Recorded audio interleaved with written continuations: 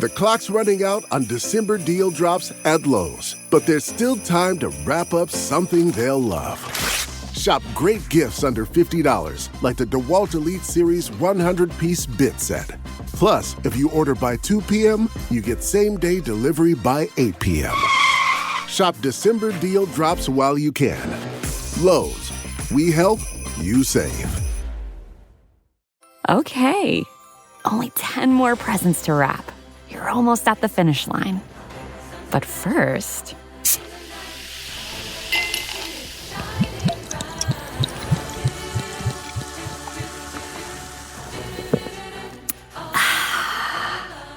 There, the last one. Enjoy a Coca-Cola for a pause that refreshes. You're listening to KEMPIRE here on the KEMPIRE Radio Network. Welcome back to the KEMPIRE channel, your number one source for pop culture news and music, entertainment, reality TV, and so much more. If you haven't already, be sure to like the video. It's easy, free way of supporting not just my channel, but other channels that might talk about some of the things that we cover here.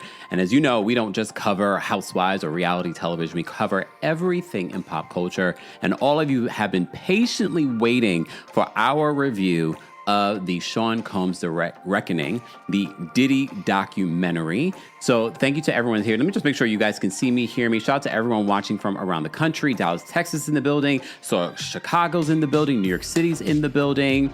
Thank you so much, Kendra. Kendra's here as well. Shout out to everyone that's watching from around the world, and those of you that will be watching the replay of our review.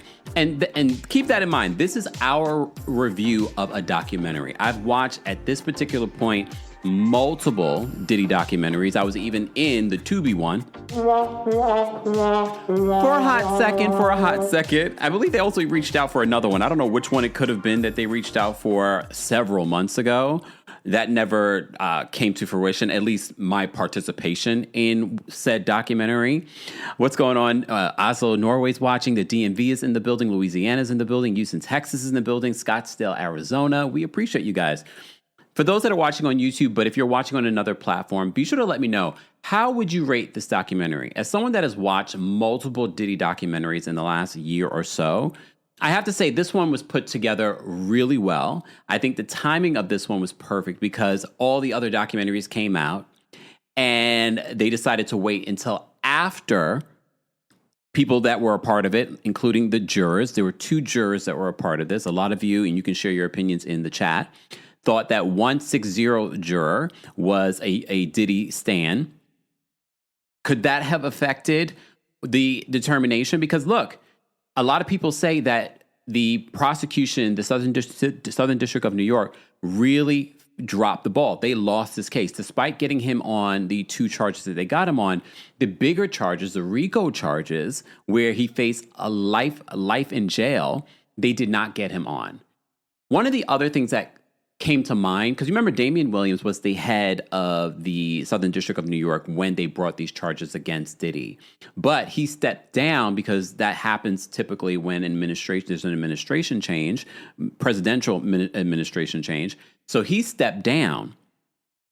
It makes me wonder if he was still around to lead this investigation and this prosecution, if it would have went differently, because we said this before. The Southern District of New York has like a 98% conviction rate, but not necessarily here. I guess they probably wouldn't say that this was a failure if they wanted to. They did get him convicted on something, on two of those Mann Act charges.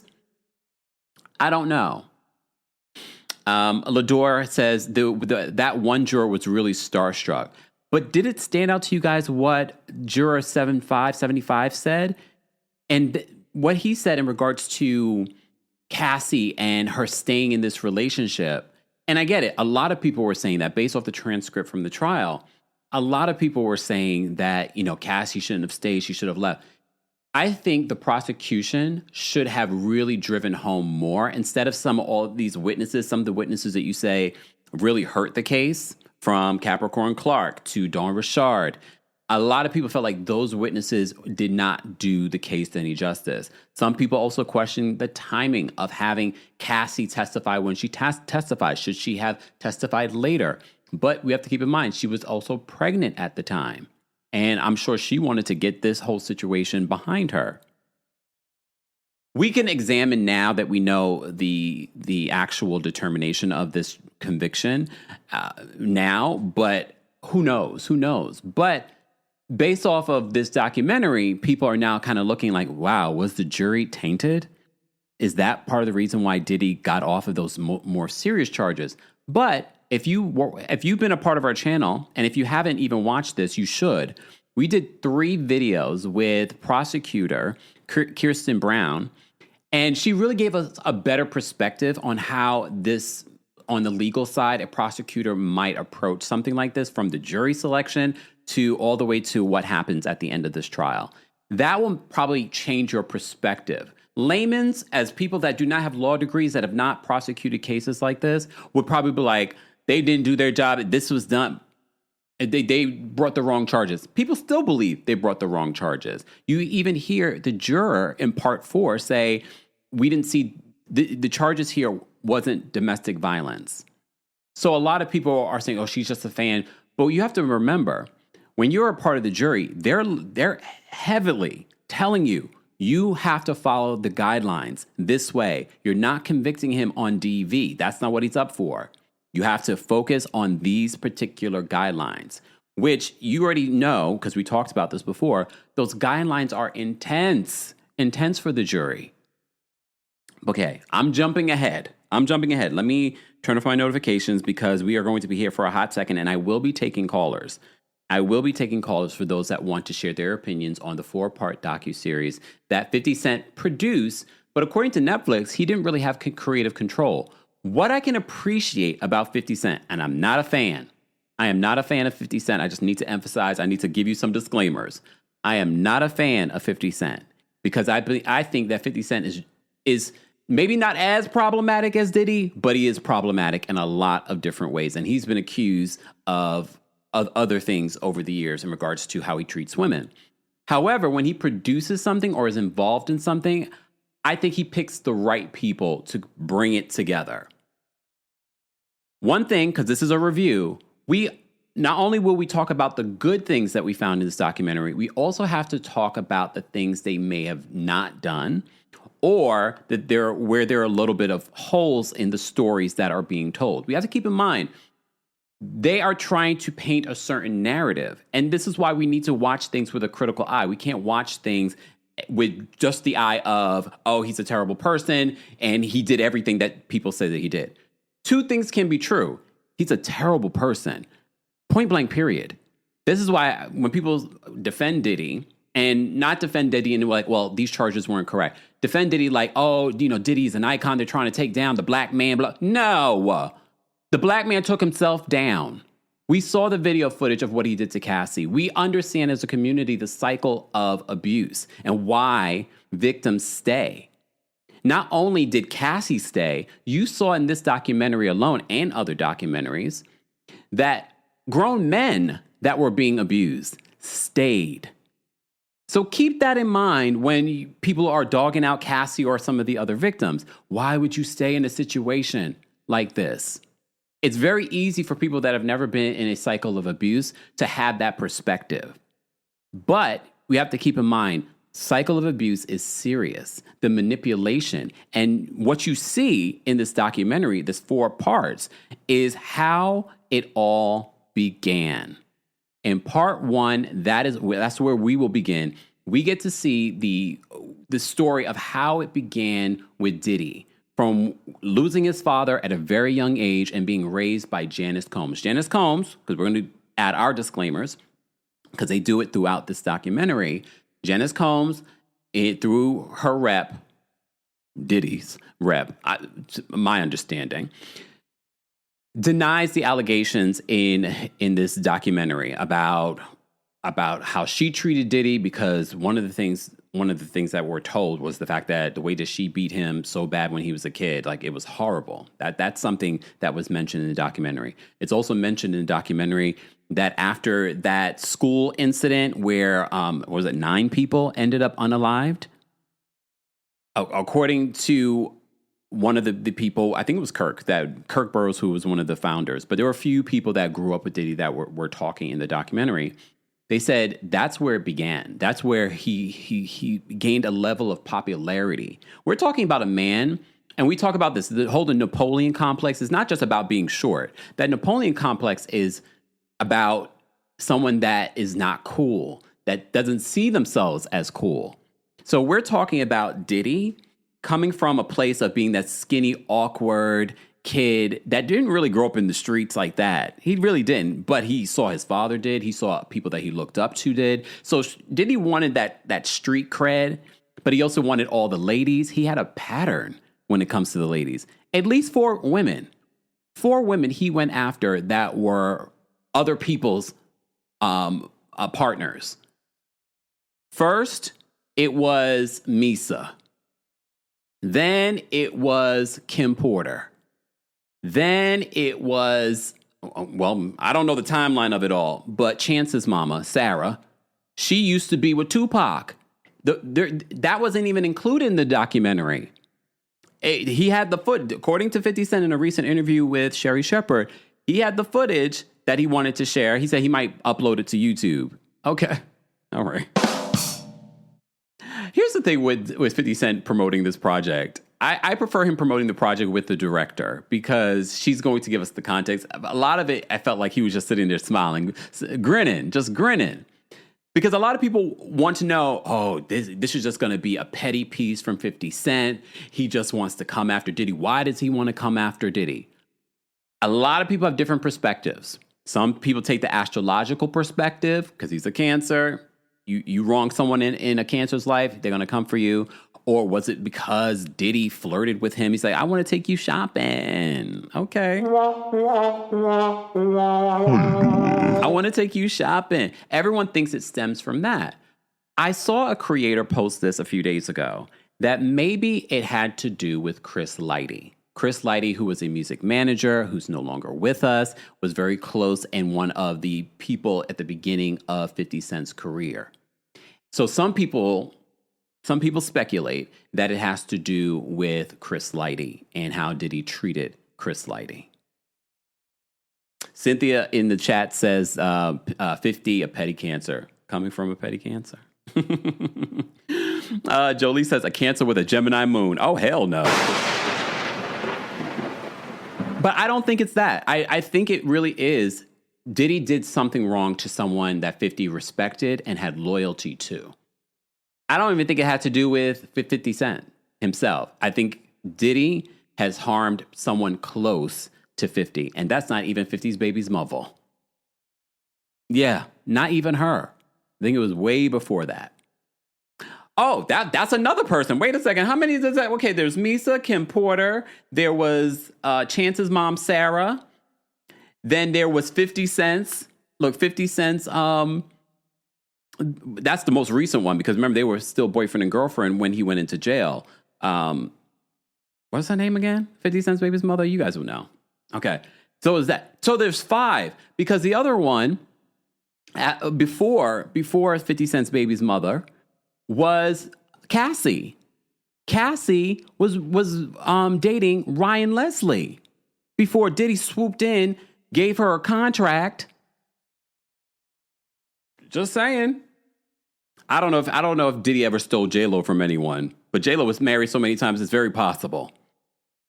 Yeah, Ryan Leslie. That's 5 that we can count on one hand. 5 different people that he allegedly.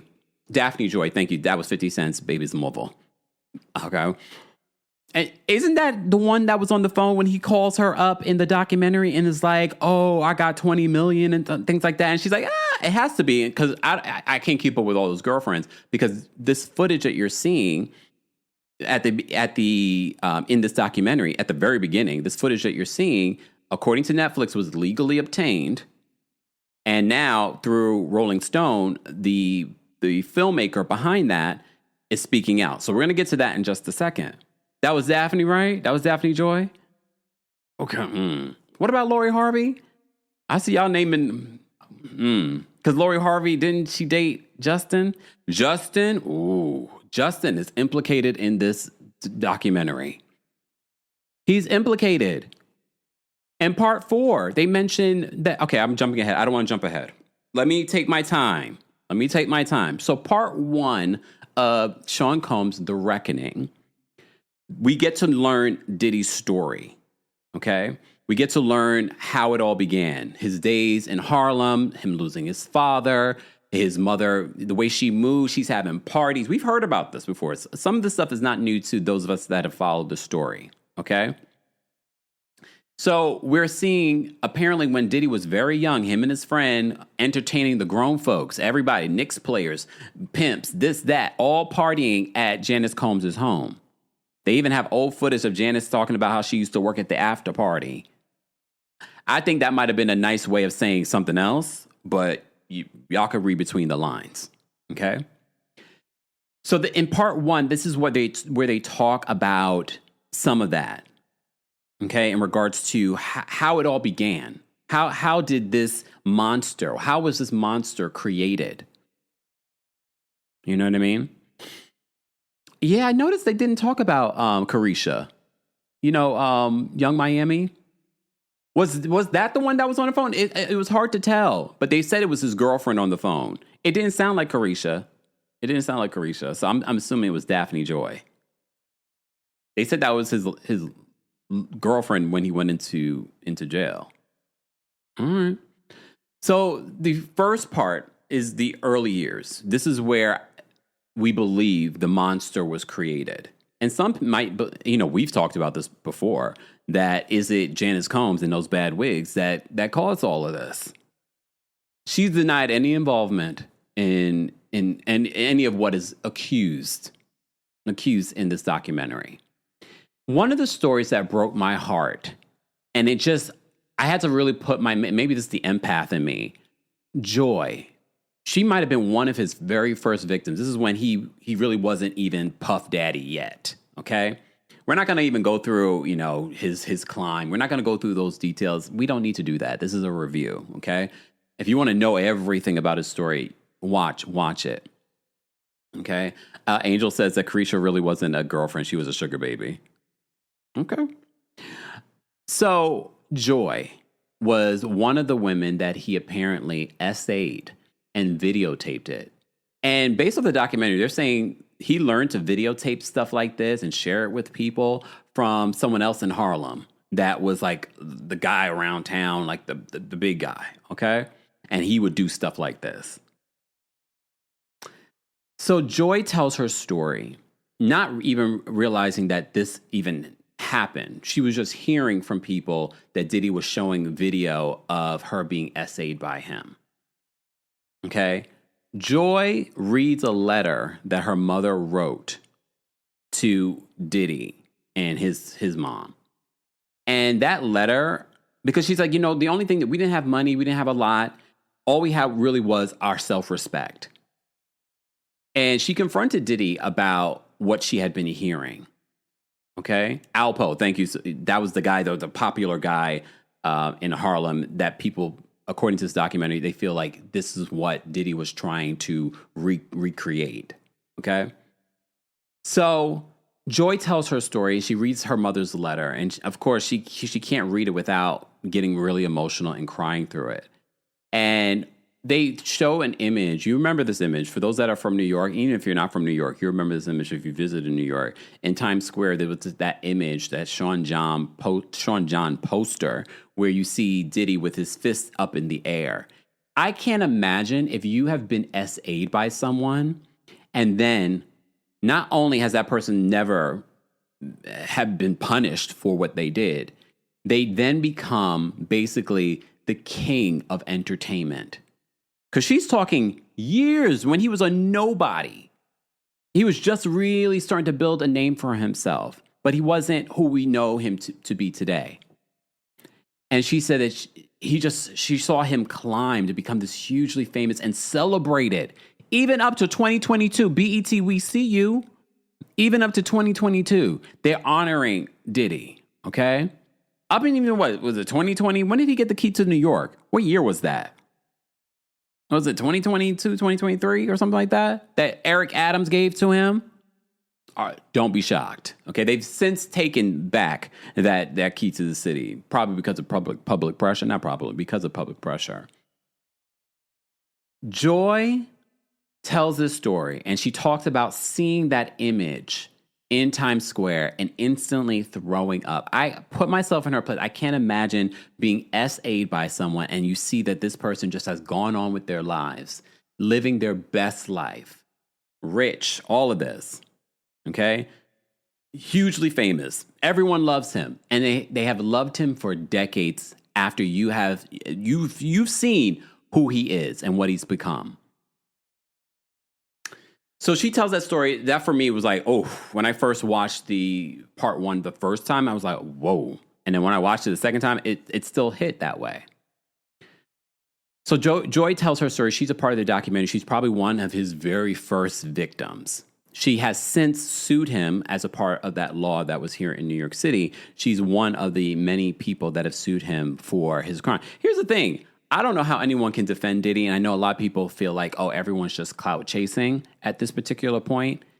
Okay, so of the 100, how many do you believe? Of the 100, not everyone can't be lying, right? Because we have talked about Diddy for years, and I'm talking 30 years ago, we were talking about Diddy stealing from his artists. This documentary talks about basically how he was moving money around. Kirk Burroughs, who was a founding partner of Bad Boy Records, talks about how Diddy would be using company money to buy girls. Like at one particular point, he's buying Suge Knight's girlfriend or someone that Suge Knight was dating, buying her a diamond necklace, but using company funds. Kirk Burroughs also talks about how Diddy came in one day with a bat and some paperwork and was just like, I need your 25%. Mind you, Diddy's name was not on Bad Boy Records. His name was not on Bad Boy Records. Janice Combs, his mama, had 75% of the business, and Kirk Burroughs had 25%. But Kirk Burroughs was doing all the work. He was basically running Bad Boy Records at the time.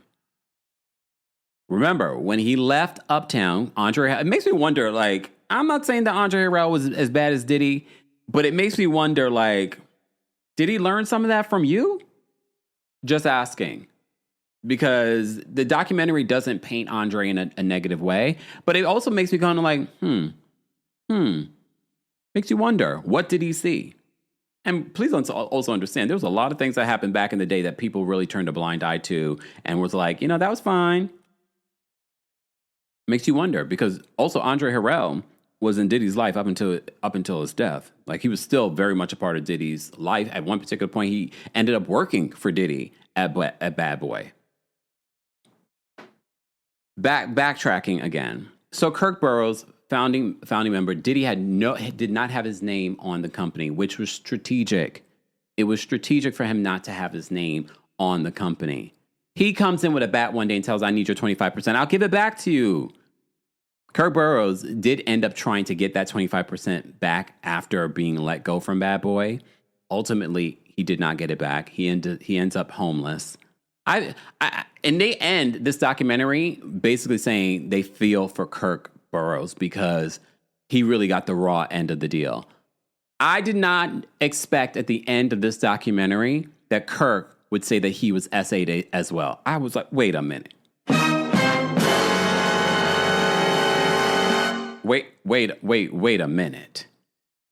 I know y'all seen it says Andre Harrell and Clive Davis, because Clive Davis is the one that gave Diddy his distribution deal for Bad Boy. He was the one to usher Diddy into this arena. A lot of people have speculated about that association, about Clive Davis, but no one has really given us a solid situation on it, though. So, yeah, the sarcastic says, yep, Kirk got screwed literally. Ugh. I really felt for him because he really came up with Diddy. He really came up with Diddy. He helped Diddy, especially Diddy's out partying and living the life while Kirk's back at Bad Boy doing the business of it all. And I remember seeing Kirk Burroughs' name on different people's projects, including Mary J. Blige. They don't talk too much about Mary in the documentary besides the work that Diddy did for her. All right. So in part one of the Sean Combs The Reckoning, a Netflix documentary produced by 50 Cent, but also there are other people involved. Netflix has, in response to Diddy accusing them of taking this footage, they said that they obtained the footage legally and that 50 Cent had no creative control. I have an update in regards to that, okay?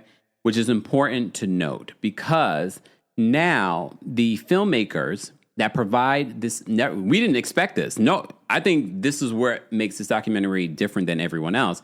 There is footage, never before seen footage, literally days before Diddy is arrested by the feds. Okay? And we see him having conversations with his attorney, Mark Agnifilo, who we've talked about endlessly in covering this Diddy trial. We see him having a conversation, and at the very beginning, in part one, Diddy is basically saying, you got to figure out how the PR of it all, how to market this in a better way, because he's feeling like his reputation is being dragged through the mud since Cassie's lawsuit, since the feds were bringing these charges against him. So he's talking to Mark. He's frustrated with Mark, saying like, "Oh, you guys aren't doing what you're supposed to be doing," basically. And it goes back to, and I don't remember who said it. I don't remember if this was just rumors on the street that Diddy was very much involved in his representation. This footage alone shows that he was heavily involved. Like, we need to be doing this. We need to be doing that. Okay. Ultimately, Mark, who's also, along with his wife, are representing Luigi Maggioni, who's being accused of unaliving the United Healthcare CEO. They had a major break in that story in regards to how he was arrested. Did they not read him his Miranda rights or seek a search warrant? Like, I don't know. Everybody going to be out in these streets apparently in 2026 based off of what we're seeing. But I wanted to update you because that footage that we see throughout the documentary, days before Diddy was arrested by the feds and he had a grand jury indictment, where they also found drug paraphernalia and all the setup for another freak off was found in his hotel. We also see Justin quite a few times. There was a particular point, I forgot what happened with Justin. Justin got in trouble and Misa basically blasted Diddy on social media.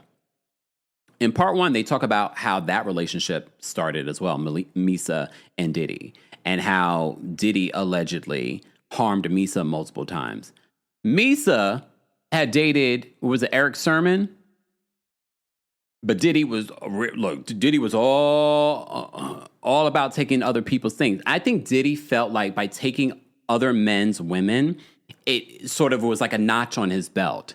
Because, again, when we talk about the Napoleon complex, it's not just about height. It's about power.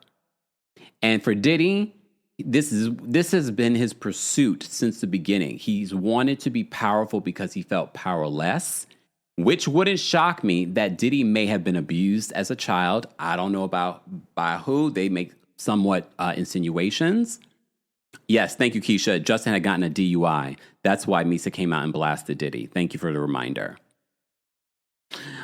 Paint says, Kempire, tell my Walmart delivery driver to hurry up. Why? Is he affecting you listening? Because hurry up, Walmart driver. Okay? Because there are other elements. Diddy wasn't the best looking. Diddy was pretty much a punk. Diddy wasn't a street guy like that.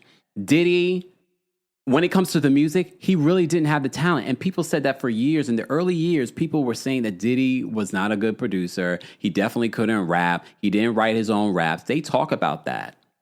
Mark Curry talks about writing raps for him. Mark Curry, at one particular point, mimicked how Diddy was rapping a song that he had worked on and written for. He also talked about he had to be in the room anytime that Diddy was producing because everyone around Diddy would be like, "Oh yeah, that's fire, that's good," and Mark Curry would be the one to be like, "No, that's not good at all." So Diddy has been nothing but a farce. So he and Donald Trump have a lot in common. And you probably see this all the time in your job. You see people that don't know what they're doing, get away and continue to move up, make the most money, get the bigger positions. And they don't have the smarts that you do. They don't have the talent that you do, but they talk a better game. Danny says the Mark Curry part was funny. When he was mimicking Diddy, right? I was like, damn, it made me giggle a little bit. You need a little bit of giggle when watching something like this. Guys, if you're just joining us, this is my review of the Sean Combs The Reckoning Netflix documentary. If you haven't already, be sure to like the video. It's an easy, free way of supporting the channel. You can also hear this on the KEMPIRE podcast. Make sure you subscribe today because sometimes I add additional thoughts, but I also add additional content exclusively on the podcast. So subscribe today, and while you're there, please be sure to give us a 5-star review on Apple Podcasts and on Spotify. Let me see what thank you so much for the super chat, Miss Parker, and for being a member. Miss Parker says, loving the new photos, KEMPIRE. Thank you, Miss Parker.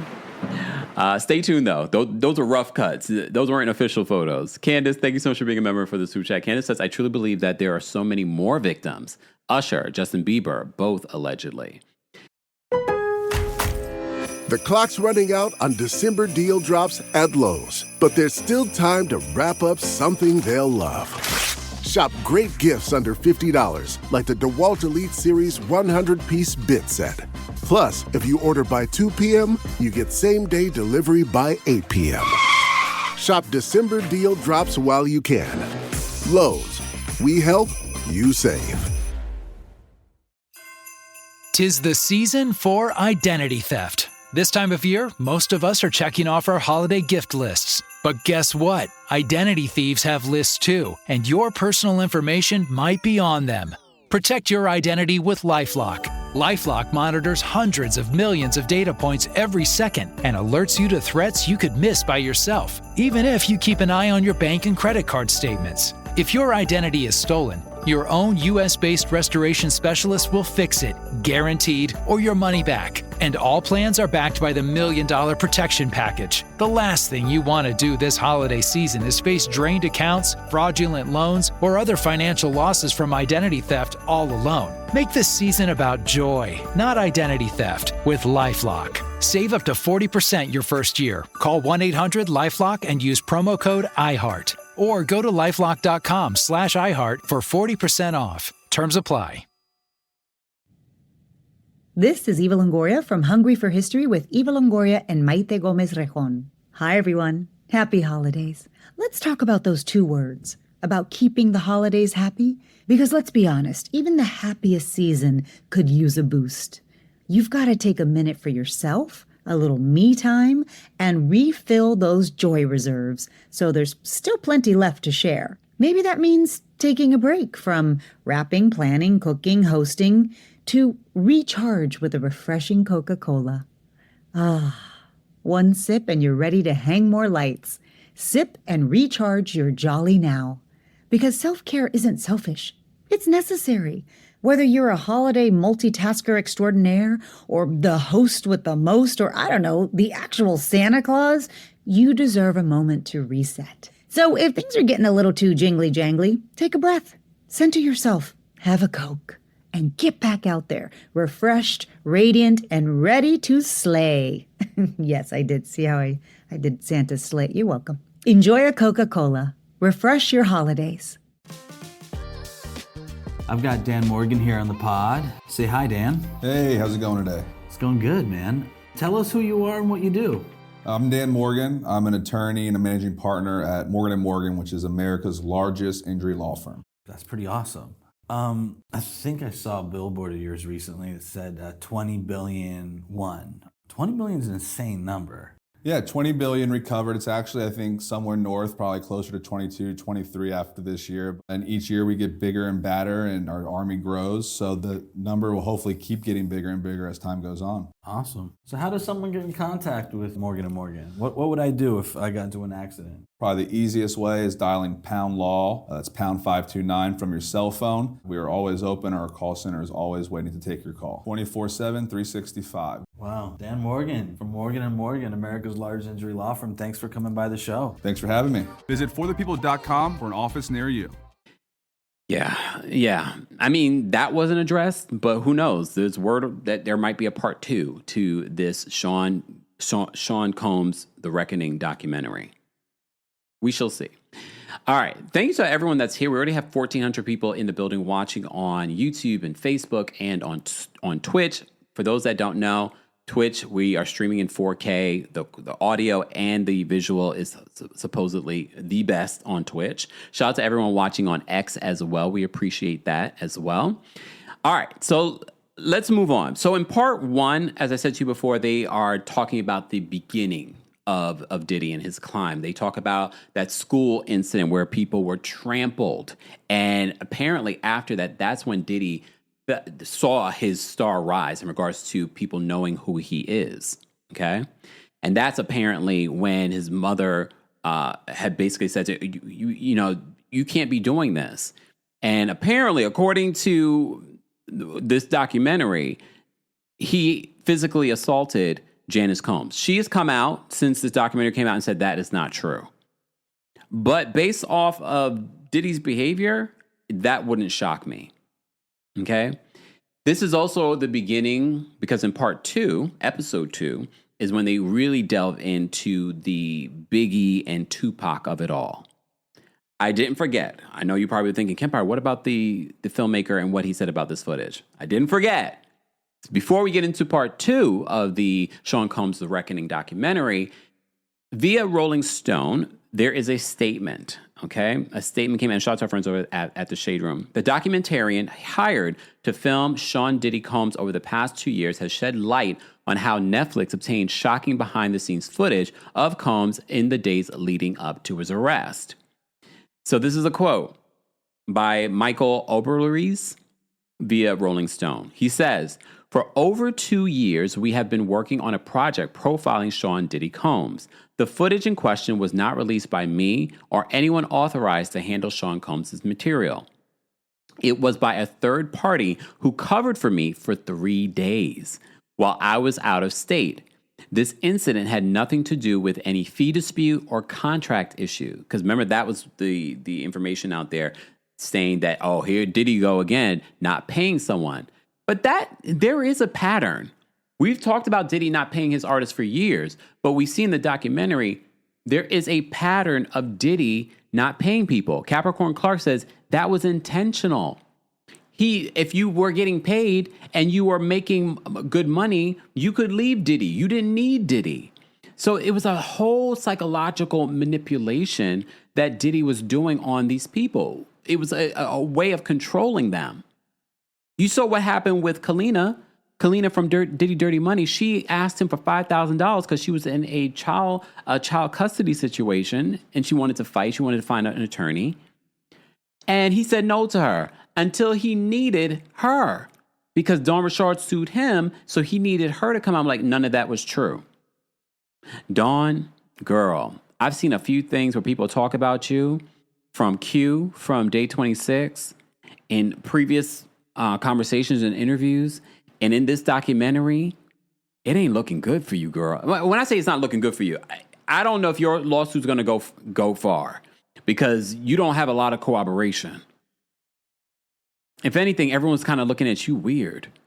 And why didn't you connect with Danny D. Kane on this reunion tour? She didn't even know about it, according to her, but she wishes them well. But D. Woods is a part of it. D. Woods was in one of the HBO Max documentary. She was a part of that. Aubrey, we're going to talk, girl. Oh, that's another moment. That was another moment. So let me finish the statement from Michael Oberleries, who says that the incident had nothing to do with any fee dispute or contract issue. The actions of the parties involved reflect the lack of integrity every storyteller should uphold. Taking footage intended for our project to advance a narrative that was not our own is both unethical and unacceptable. So it makes me wonder if Michael is going to be suing Netflix and the person that released this footage. So apparently he had someone come in and cover for him for a couple of days, and the footage that they captured, they sold it to Netflix, and they probably got a pretty penny for it too.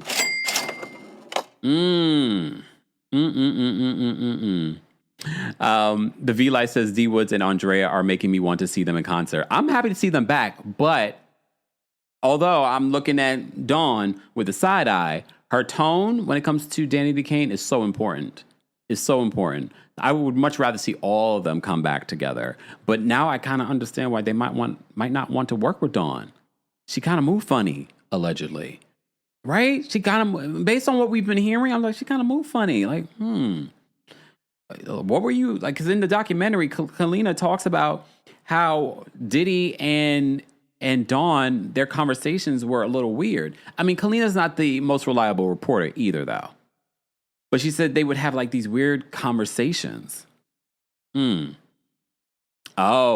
okay, Zamunda, Gary, says D Woods does not get along with Dawn, and she wasn't going to return if Dawn was there. I didn't know. I wondered. I didn't know what their relationship or lack thereof. I didn't know what it was. I kind of want to know more about that. Like, why don't they get along? Like, what is it? But the Aubrey bombshell in part 4, I can't imagine, for those that don't know, I'm going to tell you now.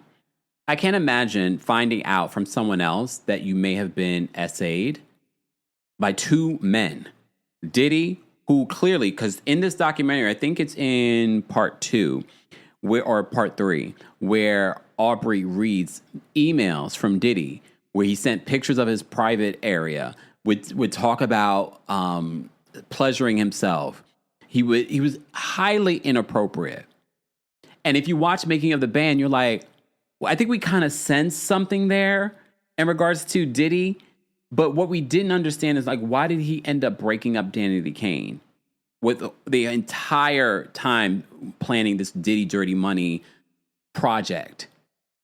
He already garnered the attention, pulled the attention of pop crossover with Danny DeCane in order to bring attention to a Diddy Dirty Money project. Because you know why he needed those 2 women to be a part of his group? Because Diddy knew that people were not interested in him personally as an artist. So that's what he would do. He would constantly utilize people to garner attention. I believe that's what he did with Biggie. He used Biggie as the way to solidify himself in hip hop and give him credibility. Did he unalive Biggie? Well, this is where we're going to really take a critical eye at this documentary and understand what we're watching. They have a perspective that they're trying to push to the audience, and that's important to note. Diddy is a bad man, okay? We are not going to argue that point. What we can argue are some of the facts. And since we're going to be arguing some of the facts, we have to come with a journalist. So Torre, you know, a hip-hop journalist that's been in this business for a very long time. He even had allegations against Diddy in regards to Diddy being inappropriate with a family member of his. Remember that came out a couple of years ago? But Torre is breaking down because in part 2 of the Sean Combs' The Reckoning, they really unpack the East Coast, West Coast drama, how that was orchestrated, how that began. And people say it was orchestrated. How it all began between Puff and Suge Knight. I didn't realize, or maybe I forgot, that Suge Knight was a bodyguard for Al B. Sure. Al B. Sure is also in this documentary. He's also in this documentary. He jokingly told Kim Porter when she started dating Puff that, well, make sure you marry him. He's going to be very rich. And he said that jokingly. So they really unpack in part 2 how all of it began. The incident that happened at the studio where Tupac was pow, pow, powed 5 times. And then, remember, he was also facing the grape charges. So let me play for you what Torre had to say. And it's going to play an echo, guys. So please keep that in mind just for copyright reasons. Torre on his social media, the Torre Show on TikTok, talks about the Tupac element of the documentary. Take a look at this. 50 got y'all thinking that Puff is the man behind Pac getting at the Quad Studios thing? No.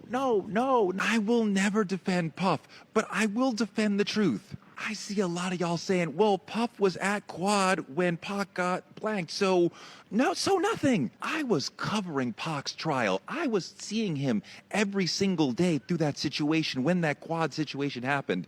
Follow me now. Jimmy Henchman, who is currently incarcerated, is a criminal who is operating in the music business. When the Quad Studios thing happened, Jimmy Henchman was managing Little Sean. Little Sean is a rapper who was on Uptown. Jimmy Henchman called Pac repeatedly and said, come to the studio tonight and do a song with Little Sean. I'll give you $7,000. And Pac needed the money because the shows were not happening, because he's on trial for rape. He's paying the lawyers all this money. Yes, Big and Puff were there because it's a studio. There's lots of people recording. As Pac entered the building to go see Little Sean, 3 men jumped out and with hammers and said, everybody get on the ground, because Pac was with other people. Pac refused. The other people got on the ground, but Pac, badass, refused to get on the ground. So they put 5 bullets in him. The man who pulled the trigger was a street dude named Dexter Isaac. He has admitted doing this. He was hired by Jimmy Henchman, who has admitted doing this. Henchman was managing Little Sean and specifically told Pac to go to the studio so that this would happen. And Pac knew this. On Against All Odds, he told you what it was. Promise to pay back. Jimmy Henchman, in due time. I know you bitch niggas is listening. The world is mine. Set me up. Wet me up. Niggas stuck me up. I understand that 50 wants to come in and incept y'all with a new... No. This is what happened. This is why I think it's important. This is not to make Diddy look less innocent, but you have to also keep in mind when making a documentary, it's the perspective of whoever's creating that documentary. So it's more sensationalized. It's more interesting. Like, oh yeah, he probably did do that. There's enough for us to be angry and mad and want Diddy in jail. But I think it's also important for those that are watching my review to understand, well, guys, I heard this other perspective that I think is a very critical point to bring out when we're talking about this documentary. So just keep that in mind, okay? So when we talk about, yes, Ms. Kendra says, Diddy caused the wedge between Biggie and Pac and was the root of the East versus West Coast beef. Because that's something that's also talked about in the documentary, that there really was no beef between Tupac and Biggie. They liked each other. You see all those photos with Tupac and Biggie together. But Tupac wanted nothing to do with Diddy. And it could be just his intrinsic, like, there's something ain't right with this man. Or this man, something was off. This is what the documentary paints. That Diddy didn't like how close Tupac and Biggie were becoming. So the speculation about, oh, it was Diddy that set Tupac up. That's why I played the Tory video, because Tory, a journalist who's followed these stories for years, is painting the picture for you. Well, not exactly, guys. Diddy's bad. Please understand. But these are the facts of the situation. We got more from Tory in just a second. I do want to say thank you. Thank you, Keith, for being a member for the Super Chat. Keith says, Diddy is the epitome of the bullied becoming the bully. I wish Shine was a part of the documentary because what really happened in that club? Well, Shine, you remember, years later reunited with Diddy on the BET stage. So I'm not sure if he's ever really going to tell the full 100% story. He's talked about it. He has a whole documentary where he talks about it, probably why he didn't do this documentary. And Shine has always really been consistent about, first of all, we see in this documentary that Shine's lawyers were hired by Diddy. And he expressed frustration years ago during the trial to the judge. My lawyers are not doing what they're supposed to be doing. They're asking stupid questions. It's basically they're losing this trial for me. And then he ends up serving 10 years in prison and then gets deported. Some speculate the reason why he was able to run for political office and be welcomed back into the States was something that Diddy helped happen. Queenie, thank you so much for being a member for the Super Chat. Queenie says 50 Cent on the Sherry Shepherd show that more people are reaching out to talk now that they saw other people talking. So we may get a part 2. Yeah, I did see that. I wouldn't be surprised. And I know a lot of people are going to claim those people are clout chasing. Some of that might be true, y'all. But if you ever been abused when you see someone become brave enough, and I wasn't surprised after the Cassie lawsuit that more people came forward. We saw him abuse Cassie. You think Cassie was the first and only? You think that was the only time that he did that? No, not everyone could be lying. Okay. Exactly. T says lost the trial on purpose in regards to Shine. Exactly, Angel. Shine had his own doc. He's not saying anymore. Yeah, which was on Hulu for those that wanted to watch the Shine documentary that he did. All right. So in episode 2, Kirk Burrows talks about signing off his 25% to Diddy. He also talks about how, because he was like one of the first people to lay out what Diddy was doing with the business, the RICO of it all, using that money for some of the things that he was doing that he shouldn't be doing. So he talks about the bad business and how it started. And you actually see the notebook that he was keeping in regards to everything that he was doing because he was really the brains of Bad Boy in the beginning. Okay. So he talks about that. He talks about the whole system that Diddy created. Why artists never made money with Diddy. Remember that's followed Diddy since the beginning. You do not want to sign with Bad Boy Records. You're going to be in the worst deal of your life. So they talk about that and they really explain how some of these artists ended up owing Diddy money. If they were in the studio with Diddy, just to have the privilege to be in the studio with Diddy, they were being billed to be in the studio with Diddy. And he was getting up for him to be in the studio. He was getting paid as well. So it was like this whole system that he was doing, why the artists would end up owing money, including Craig Mack. Craig Mack's widow talked in this documentary as well. And Craig Mack, she talked about how he wanted to break away from Diddy because he wasn't making money. And part of the reason why he ended up not leaving Diddy was because of what went down in Vegas with what was it, Biggie's? What was Biggie's death or was it Tupac's death? I can't remember. Again, this is a lot of information, but it was like this scare tactic. All right. Yes, Nell, and he owned the studio. You guys remember Daddy's House studio? I remember him always talking about that. Oh, exactly. And Jolie says, don't let him do a cameo in your video. So they really unpack in episode 2 of the Sean Combs documentary, the East Coast, West Coast. They show some of the old footage from the award show where you see Suge Knight says, if you don't want the CEO dancing all in your videos and things like that. He said, well, come to Death Row, because Suge Knight had started Death Row at that particular point. You remember the story. I don't want to rehash all the stories. Desiree says, Wendy Williams has been telling us about Puff. I listen to her on radio religiously. Same. And I know you guys may have seen the recent story where Wendy Williams' attorney says that she'll be out of her guardianship by the end of this year. I haven't reported on it yet until it actually happens, because that sounds to me like a wishful thinking, but fingers crossed. Let's all cross and pray for Wendy Williams to get out of her conservatorship. I did see that she was with her niece, Alex, celebrating Alex's birthday. Happy belated birthday, Alex. All right. Yeah, Desiree says, I watched the awards that year. I remember it. T says, Daddy's House? Oh, such a weird name. Remember, his name was Puff Daddy, so it was a play off his name, Puff Daddy. All right. Guys, as I do this, be sure to like the video. It's easy, free way of supporting the channel. If you're a member of the channel, I am going to drop the call and link for those that want to weigh in on the Sean Combs The Reckoning documentary. I will drop the call and link for our members exclusively. So I'm going to do that right now. Shout out to everyone watching. Okay.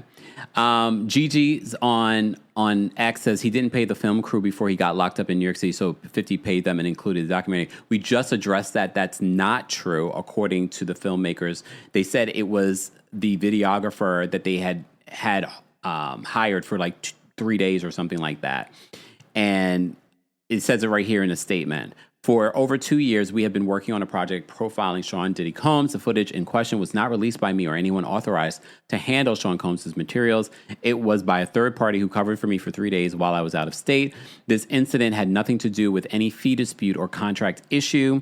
The actions of the parties involved reflect the lack of integrity every storyteller should uphold. Taking footage intended for our project to advance a narrative that was not our own is both unethical and unacceptable. It makes me wonder, though, if they were covering for you, did you not have them under contract? That any footage that you have is your footage?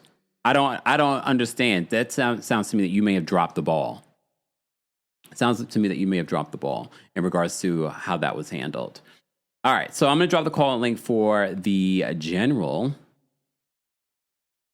No, not the general audience. General audience, I will drop the call link for you guys once we get to a certain number of mods. Let me know what number we should get to. We already have almost 1,800 people. Well, actually over 1,800 people watching on multiple platforms. All right, so if you're a member of the channel, I am going to drop the call link for you guys first on the post tab here on YouTube.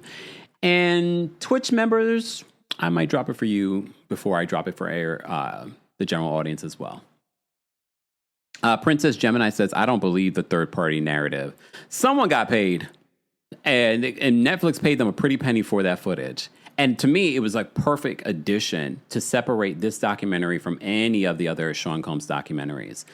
Thank you so much, Foxy. I see that. 700 likes, y'all. Let's get to 700 likes, and I'll drop the call link for you guys. All right, so I have more footage because, as I said to you, for part 2 of the Sean Combs The Reckoning Netflix documentary, talks a lot about Tupac, talks a lot about Biggie and both their passings, and how the documentary tries to make it seem that Diddy may have been involved in both. As I said to you before, Torre has been in this journalism of hip-hop business for many, many years and is speaking out on social media. He also has his issues with Diddy as well. This is in no way him or us defending Diddy. But this is our review, and I think it's important as an audience that we have all the information and we can decide from there, okay? So let me first show you what he says about Biggie's passing. I just got to talk about one moment in the Diddy doc. Scared to death. That's how real it is. I think somebody's trying to kill me. I'll be waking up paranoid. I'll be really scared. I see peril.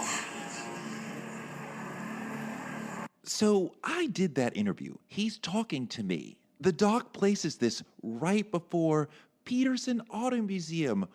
That's important to know. Biggie's talking to Torre. So he's not talking like second, third hand. He's literally the one, okay, who did that interview. 9th. But you know what? We did that interview on the first album. That's him talking about the street, not the game. That's him talking about, I'm afraid of getting knocked off on the street. The first time I interviewed him, we were sitting in the hallway of his building, and if anybody started walking up, somebody from the crew would go down with a hammer. Who's that? Big said to me, I am afraid. This was the good old days where people use hammers and not pow, pow, pows. Afraid of the street. But I gotta be out here. I gotta live. I gotta show him my music. I gotta show him I'm not afraid. But I am definitely afraid. But the doc makes it like that bite about his fear relates to the Big Pac situation and his fear ahead of going to LA. He may have been afraid because he knew that he was in danger being in LA in that moment, but that clip is way out of context. It's from years earlier. Which is important to note. And this is, anytime you're doing some sort of documentary, you're going to try and spin things in a certain way. Okay? All right. So now let me play for you something else that he had to say earlier today. And some of these videos that we're playing for you were videos that he just posted. So I've been watching, digging, and preparing for our live review. I'm so glad that we waited, though, because a lot of this information is just coming out now. Okay? All right. So let me play for you what else he had to say in regards to Biggie's passing. You want to know who unalived Biggie? Suge Knight. Unalived. The last thing that I would ever do is defend Puff, but I will always defend the truth. 50s Doc has y'all convinced that Puff unalived Big, Suge unalived Big, It was retaliation for the ending of Pac. I get it. Diddy did every bad thing that ever happened. He unalived JFK. He created crack. But Suge Knight is also a horrible person. And to take things off of his resume of horribleness and to put it on Puff's is just wrong. The idea that Puff coerced Big to go to LA or forced him to stay in LA longer than he should have, it's just not true. And that's not what Big was talking about at the time. He was telling Cheo Coker, I am loving it in LA right now. I am so happy to be here. This trip has been so fun. I want to extend it even longer. I love the pylon and I would love to join y'all, but I am too steeped in the truth of what happened in this situation to join you on this particular pylon. Okay. Thank you all. And look, you can tell I am not a street YN. Okay, everyone's correcting me. Hammer does mean GUN. Oh, well, damn. I had no idea. So thank you, y'all. I had no idea. I'm thinking that because okay, back in the day, they did use hammers in their fists and things like that before a GUN. All right, thank you, Kawana. She says hammer is slang for GUN. Well, you learned something new, even at my big age. Lord. All right. Wow. I had no idea. I am not a street motherfucker. My mother kept me in the house, okay? My mother kept me in the house. Paula, thank you so much for the super chat and for being a member. Paula says the Christmas gift arrived at the old P.O. box, #Basquiat. It's okay, Paula. I am going to still go. I do have a new P.O. box. Thank you to everyone that's donated to our Christmas tree here in the studio. I am going to check the old P.O. box. So no worries, Paula. Thank you so much for that. We appreciate it. And thank you for giving me the heads up. So I will go there, well, maybe this weekend to go check. See, other people had no idea. So we all learned together. We all... CSW says, no YNs over here. But we all learned. I'm glad you corrected me, though.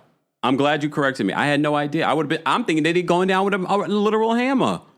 But I just feel like back in the day, they really would have a hammer. But okay. Kelly says, shout out to KEMPIRE for not being a street YN. But that's the thing with Diddy. Well, since we're talking about that, Diddy wanted to be. He looked up to people like that. That's why he associated himself with certain individuals and was in these streets, when we talk about the Biggie and Tupac of it all and the gangs that were involved, he was associating himself with these people because he really wasn't from the streets like that. He wasn't cool like that. They didn't respect him like that. So he had connected himself with his uncle, his uncle, we'll put in quotes. Okay, so I'm going to move on because I've been already talking for over almost an hour. All right, this is going to be a long, juicy one, but we're going to take callers. Our members are already filling up the backstage. If you're a member, you can get the call-in link on the post tab here on YouTube. Okay. Here go Keisha. She says, P.O. baby, I'm from the burbs and knew that. Excuse me.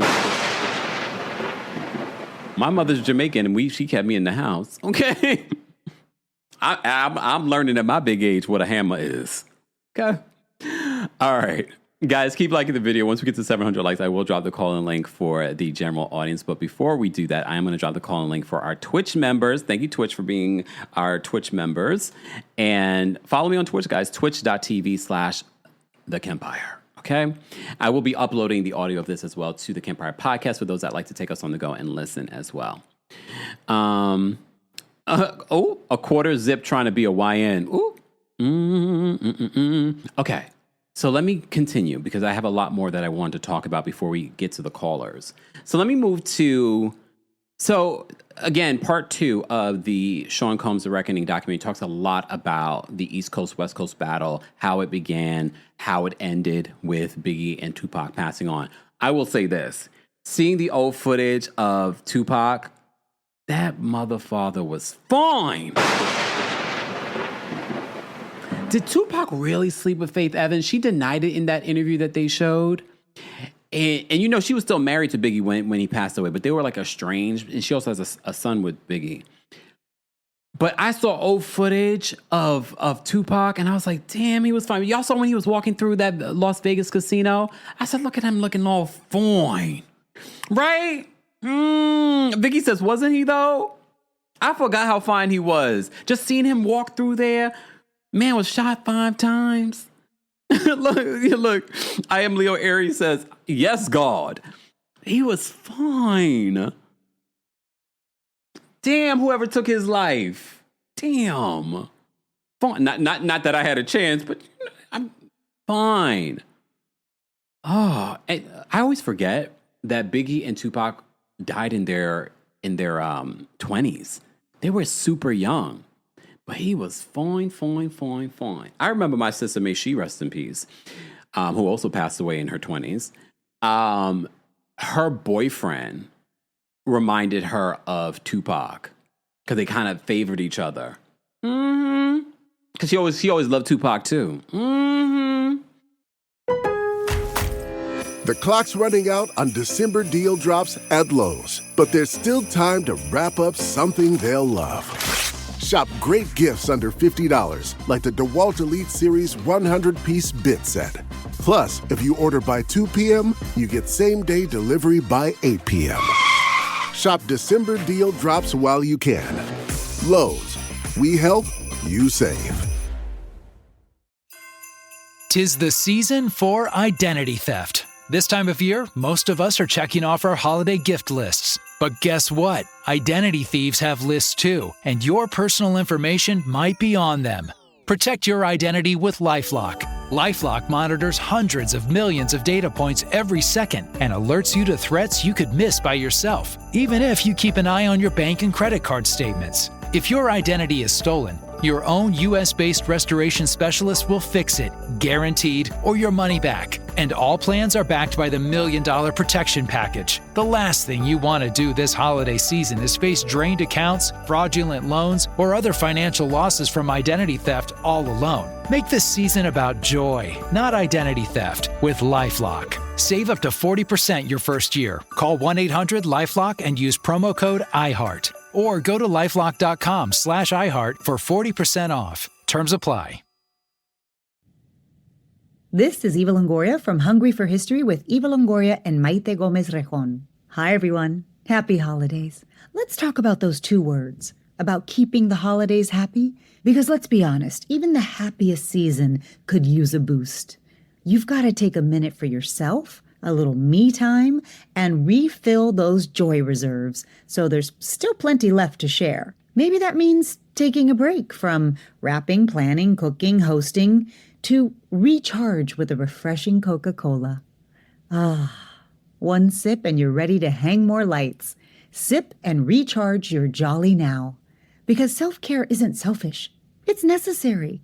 Whether you're a holiday multitasker extraordinaire, or the host with the most, or I don't know, the actual Santa Claus, you deserve a moment to reset. So if things are getting a little too jingly-jangly, take a breath, center yourself, have a Coke, and get back out there, refreshed, radiant, and ready to slay. Yes, I did. See how I did Santa's slay? You're welcome. Enjoy a Coca-Cola. Refresh your holidays. I've got Dan Morgan here on the pod. Say hi, Dan. Hey, how's it going today? It's going good, man. Tell us who you are and what you do. I'm Dan Morgan. I'm an attorney and a managing partner at Morgan & Morgan, which is America's largest injury law firm. That's pretty awesome. I think I saw a billboard of yours recently that said 20 billion won. 20 billion is an insane number. Yeah, 20 billion recovered. It's actually, I think, somewhere north, probably closer to 22, 23 after this year. And each year we get bigger and badder and our army grows. So the number will hopefully keep getting bigger and bigger as time goes on. Awesome. So how does someone get in contact with Morgan & Morgan? What would I do if I got into an accident? Probably the easiest way is dialing pound law. That's pound 529 from your cell phone. We are always open. Our call center is always waiting to take your call. 24/7, 365. Wow. Dan Morgan from Morgan & Morgan, America's largest injury law firm. Thanks for coming by the show. Thanks for having me. Visit forthepeople.com for an office near you. I don't know if I looked at Tupac like that back then, but looking at him now, I was like, oh, Tupac, fine. I'm sorry. Okay, we take it. This is my review. We talk about what we want to talk about over here, okay? Tupac was fine. All right, moving on from there. So in part 2, that you talk about that a lot. In part 3 of the Sean Combs The Reckoning documentary, it's called Official Girl. This is where we get to see Diddy on the phone with 50 Cent's baby mama, I believe Daphne Joy, because they said it was his current girlfriend. And this is footage right before he was arrested. That was something that we found out in reporting on this case. If you missed our coverage of the case, even if you already know the determination, it's worth it, because we also brought on Kirsten Brown, who's a prosecutor from L.A., talk a little bit about the legal perspective of what played out, okay? So we see footage of Diddy bragging about getting this $1 million check, and she's like, oh my God. Okay, all right. This is the episode also where they talk about the club Pow Pow Pow that went down, okay? And this is where they talk about Shine taking the rap for him. This is where Shine talked about how the attorneys that Diddy hired for him basically were not doing their job, and hence why he ended up spending 10 years in jail. They also talked, I think it was what Mark Curry talked about. Was it Mark Curry? I think it was Mark Curry that talked about living in this townhouse that Diddy had, and Shine also lived there as well. And Shine was playing with this GUN, and he said the bullet was stuck, and he was like, "Yo, if you don't know how to get the bullet out, you shouldn't be dealing with a GUN." I think that they added that part to the documentary to let us know if Shine could barely take a bullet out, how is he pow pow powing anyone in the club? Maybe. So they talk about that. They talked about the beginnings of Diddy's relationship with Cassie. They already at this particular point talk about his relationship with Kim Porter, and we've already learned that Kim Porter really was not like a sucker. She wasn't listening to Diddy. They were getting into fights. They also talk about where they think Diddy's drug use started, because at first he didn't drink, he didn't do drugs and anything like that.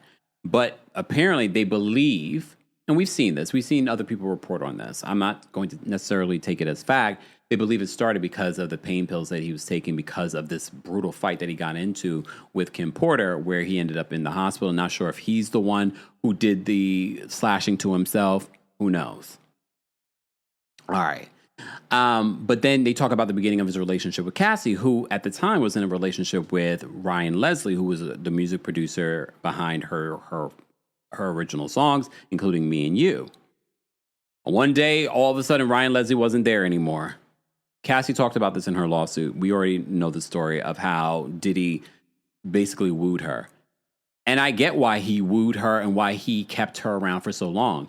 She was willing to do what Kim Porter wasn't willing to do. She wasn't willing to talk. She was not going to talk back to Diddy. She was going to follow what Diddy wanted, because he got her locked in a 10 album deal. She's thinking that he's going to release her music. He doesn't, but he's also paying for her entire life.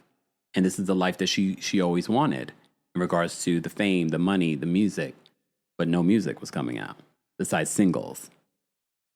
Kim Porter wasn't trying to hear that. She would talk back. You saw what he said in those emails to Aubrey O'Day. And those emails to Aubrey O'Day, he's basically, because Aubrey also was a feisty one. So he was talking about, oh, you need to do this and do that and be more obedient and blah, blah, blah, blah, blah, blah, blah, blah, blah. So this is what he wanted from his partner, and that's what he got from like a Cassie. Then they also talk about, and we know, if you've been following Diddy's music career for a long time, then we know the reason why Diddy became a billionaire wasn't because of the music. It was partially because allegedly stealing from his artists. That made him rich, but really made him a billionaire. He's no longer a billionaire. What made him a billionaire was the Ciroc deal, was him getting involved in alcohol, was using, because Ciroc wasn't even, no one knew what Ciroc was until Diddy got involved, and he made it cool, and he was partying and doing things like that. That is what made his Ciroc hit, and that's what also made Diddy become rich. Okay? Diddy's former bodyguard is speaking about this deal and things like that, and Diddy bragged about it and whatnot. All right? They talk about the reality TV series Making of the Band, and we see Aubrey talk about it, we see Babs talk about it, and the reason why he even got involved in Making the Band was because a lot of his artists were leaving him. A lot of his success was starting to wane in music, so he got into this reality TV space and wanted to sort of launch the next super group, which we got the band, then we got Danny Kane, then we got Day 26. Day 26 is still together too. I just saw a couple of covers that they did. They sound amazing still. Danny Kane, as you know, they just launched a new tour, but it's 3 members: D Woods, Andrea, and Aubrey. So they just had a sold out show in San Francisco. They had another show last night. Aubrey was actually not available because she was sick. So yeah. So they talk about the creation of the Making and Band, and they talk about Aubrey's interactions with Diddy. Okay. And how he broke up that band, but still kept Dawn Richard. But the group at the time did not know that's what he was doing. So basically, they believed that he was leveraging the popularity of Danny Kane to launch this new group with Kalina and Dawn, Diddy Dirty Money. I think this was his way of being an artist. Again, there's so many people in this business that want to be artists, and they just do not have the it factor. I'm not saying that Diddy doesn't have the it factor. He just doesn't have the it factor when it comes to being an artist.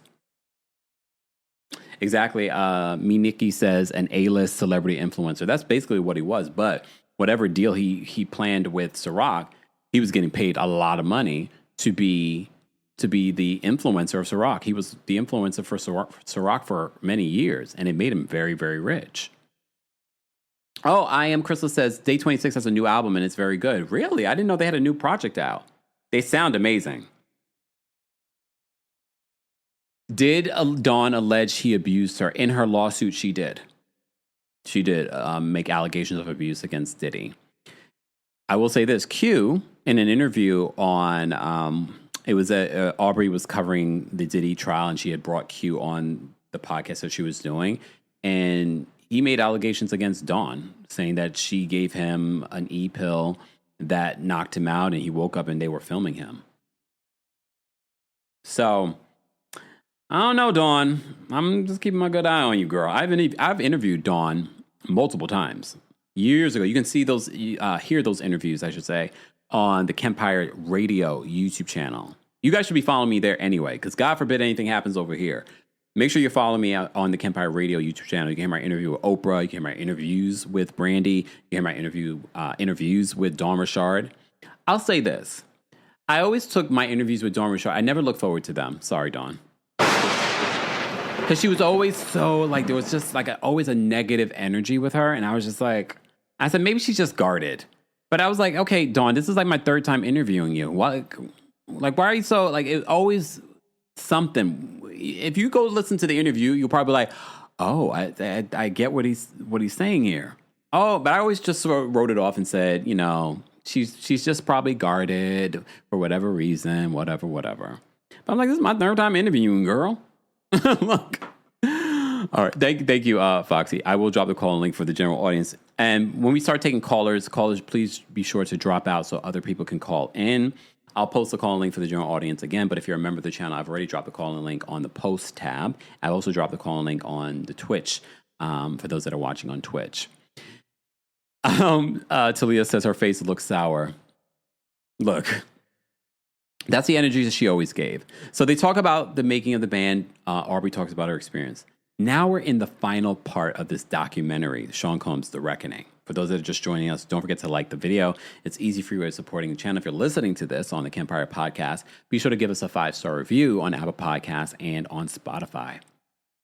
Move with Misha says, I believe Q. Him and Day 26 were being interviewed, and he broke down crying so bad about being violated, but didn't go too much into detail. The other members started crying too and comforted Q. I'm so good. I'm very impressed with the fact that this group has been able to stay together. They did break up at one particular point, but and honestly, like I said, I've seen some R&B artists recently live, and I'm like, oof, not the greatest. And I'm not talking about The Boy Is Mine. I'm just talking about footage that I've seen from other shows. And I'm just like, Lord. So to hear them sing together and sound really, really good, I was like, okay, yes. Oh, thank you, Tali. Tali says, thanks, KEMPIRE, I feel seen. And that's important. A lot of us want to feel seen, including Diddy. That's what it is. This was a battle for him to feel seen. So in part 4 of the Sean Combs' The Reckoning, and then we're going to get to some callers, this is where we get to see Little Ron. Lil Rod was one of the early folks to file a lawsuit. And I will tell you this, I'm going to be very transparent. When Lil Rod came out with his accusations, I was like, these sound a little far-fetched. Until I watched the documentary. And he had his own footage. Lil Rod had his own footage. He had audio that's played in this documentary that he shared with this documentary only. So you see the project coming together, because Lil Rod worked with Diddy on the last project, Love Off the Grid or something like that. So he talks about how he plays multiple instruments. They talk about how Diddy really gravitated towards him because he was able to do certain things with other projects that he had worked on with Diddy, the Justin Bieber project. And Diddy was like, oh, okay. But Diddy knows how to align himself with good people. But that's the thing. Diddy will align himself with good people, but he's not keeping those people around by, actually giving them anything, paying them. Okay? So Lil Rod talks about that experience. We see some of the footage from that experience where they were working on music together, where you see Diddy rapping. He said Diddy would take days to do 8 bars. Days to do 8 bars. We also have to keep in mind, based off the Cassie lawsuit and based off the recent trial, Diddy was doing a lot of drugs. I mean, he was also not the most talented, but he also was doing a lot of ecstasy that put holes in your brain. Okay? So Lil Rod talks about that experience, talks about the parties, talks about the drugs, talks about him sending him to a club to get women to come back, talks about waking up and there'll be women sleeping with him. He said some days he would wake up and Diddy be next to him.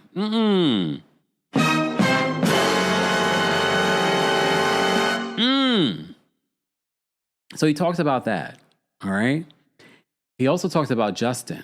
He talks about an experience where they took this man into a bathroom, Justin and Diddy, and all of a sudden he hears pow, pow, pow. He hears gunshots. And he tries to help this. He actually had pictures of what the bathroom looked like. And he tried to get help for this person that was pow, pow, pow. He says Diddy and Justin walked out of there like allegedly, walked out of there feeling like invincible, powerful. And I'm like, oh. So I wouldn't be surprised that those boys have been groomed by Diddy to be another Diddy. Because, of course, if his perspective is like, this is the way that the world should be, you even see in the footage when talking about, talking to Kalina and talking about this Don Richard lawsuit. He's like, God told me not to do anything. You need to figure out what you're going to do. He's saying this to Justin. So can you imagine the mind manipulation that Christian and Justin and Quincy, this is your role model, is teaching you, like, this is the way that life should be. This is the way that you should do things. I'm just like, and we kind of assumed that these guys, because they're men now, had been groomed by Diddy. But in this particular documentary, we see it. We see it happening. Apparently, Justin, according to Lil Rod, Justin was also partying with Diddy and with the girls and stuff like that as well. They need help. Those boys, if they want to change the trajectory of their life, they need to get help. Exactly. T-Talk says, who's God? Well, can we talk about the tattoo on Diddy's back? That's one thing that I forgot to mention. I'm going to bring up a photo. Because I've seen videos about this a while ago. But this is talked about because Diddy is in the headlines. Diddy's tattoo on his back. Can we talk about this? Hold on. Let me bring this up. Because I think it's worth talking about. And I find it very interesting. Because, we talk about astrology. We talk about energies and things like that. And a lot of people call Diddy an energy vampire. Some people believe that he's an actual vampire. Or the devil. This tattoo is really interesting. And I'm going to tell you what Google told me. Because I've seen videos about this tattoo and people's perspective on this back tattoo. The tattoo on his back. Let me just do this. Hold on. I just want to bring up what I found on this from Google. Okay. So Diddy's prominent back tattoo that you can see for those that are watching on YouTube depicts the Black Madonna and child, often linked to the powerful Haitian voodoo spirit Erzuli Dantor, a fierce protector of women and children, a mother figure and a patron of artists, symbolizing strength, motherhood, and spiritual defense. Though interpretations vary widely, with some viewing it as a profound spiritual commitment and others as potentially mocking a sacred figure given recent controversies. They said that Erzuli Dantor, Haitian voodoo, the tattoo strongly resembles this important spirit known for her protective nature, especially towards mothers and her artistic inclinations, often depicted with a Black mother and child. We don't know the story behind why he put this tattoo on his back. And it makes me wonder, did someone suggest it? It's eerily well done, though. When you look at this, at the tattoo on his back, it's like eerily well done. Black Madonna, the image itself, is a classic religious icon, a spiritual mother figure, which resonates with Dantor's symbolism. Interpretations and theories. Spiritual connection. Diddy posted it with the caption, "I got the front and she got my back," suggesting a deep personal or spiritual relationship with this protective force.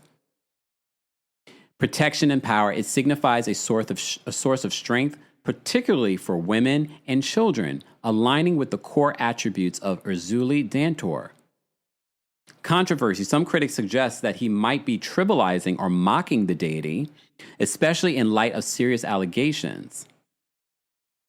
I don't know. I find it very interesting that he would put this deity on his back, and she is supposed to be a fierce protector of women and children. I don't know. I just thought it was worth us talking about and bringing up for my Sean Combs, The Reckoning review. Okay? Wait, not a big back. What? Come on, stop. Crystal said big back. Come on now. Come on, big back. All right. Y'all heard her. Okay. All right. So here's something else that happens at the end of this documentary. Not only did we get the shocking information about Kirk Burroughs alleging that Diddy essayed him years ago, we also find out, according to Aubrey O'Day, she had received, and I think this was back in 2024, someone else that had allegations against Diddy recalled a story that happened back in 2005 where she was there with Diddy and one of his other individuals that worked with him that was also part of making the band. You see the footage of this person working and talking with Aubrey. This woman alleges in this letter that Aubrey O'Day was SA'd. She walked in on Aubrey O'Day seemingly inebriated. And Aubrey claims, like, I really, I drink, but I don't drink like that. This woman said she walked in and witnessed that Aubrey O'Day, she said it was Aubrey. She has no doubt that it was Aubrey, was being SA'd by Diddy and this other individual. So that we find that out in this documentary. Aubrey has always had the smoke for Diddy. But this smoke for Diddy was before she even knew that she had been SA'd. She had been also a victim. And if you look at the letters that she shares in this documentary, this should not be shocking to anyone. This should not be shocking. I can't imagine, because Aubrey's like, I don't remember it. I don't remember that happening. She doesn't. So can you imagine someone telling, well, no, I witnessed this. I saw it happen to you. Aubrey says it. She doesn't remember it. And she was very serious about not wanting to file anything against Diddy because in her mind, it's like, if it's proven that it's false, there's no truth to it, then it harms the other victims and their lawsuits. So I was like, okay, Aubrey, I give it to you. I just can't imagine someone telling me that happened to me and I not remember it. And just like the trauma that she must be feeling. This later on, because remember, she found out about this recently. Aubrey did talk about some of this on social media, giving some more context. And she talks about on her, so again, you can follow her on X, and she's talking a little bit more about the documentary, retweeting things. And one of the things that she talks about was leaving the group. And they talk about Shannon, who's not a part of the reunion. She says she was the only DK member who refused to go back after he fired me. And Diddy even called her personally and told her that he would make her the Aubrey of the group. Her intuition and bits of information she had observed, alongside the fact that Puff thought that he could make anyone me, as if he's responsible for my talent and everything I bring to the table, directed her character. I always admire her group mentality and the type of responsibility and dedication she took seriously to always act within the best interest of the group. She was really the heartbeat of the band. Danny DeCane has reunited with D Woods, Aubrey, and Andrea. They are currently on tour. So the Diddy documentary, that's how it ends.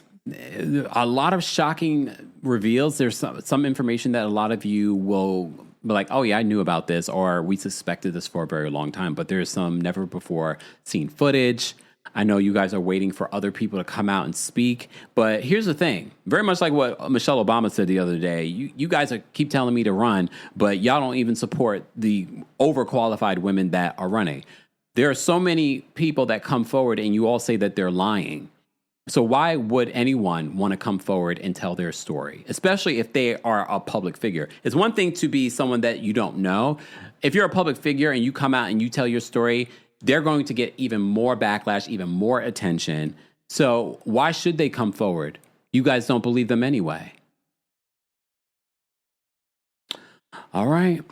Okay, let me say thank you. We're going to get to some callers. Keep in mind, guys, the opinions of the callers do not represent the opinions of myself, the KEMPIRE LLC, or our sponsors. They are calling up their own free will. They agree to abide by the timer, and they agree not to use any profanity, derogatory language. They are just calling in to share their quick thoughts on the Sean Combs The Reckoning Netflix documentary. Okay? Guys, we're almost at 900 likes as well. I will drop the calling for the general audience as well. Thank you so much, Crystal, for the super sticker. We appreciate it. Thank you. Kelly, thank you so much for the super chat. Kelly said the $20 super chat. You know, when y'all send me the $20 bills, I got to shimmy. Okay. Kelly says, I worked very closely with a singer-songwriter who worked closely to Puff.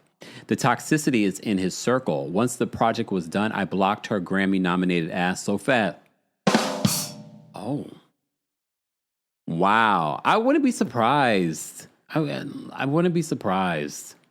I'm glad you did, because, yeah, that wouldn't have been good for you. I'm glad I was of an age, because I remember it, because that when Diddy was popular, that's when I was pursuing a music career myself.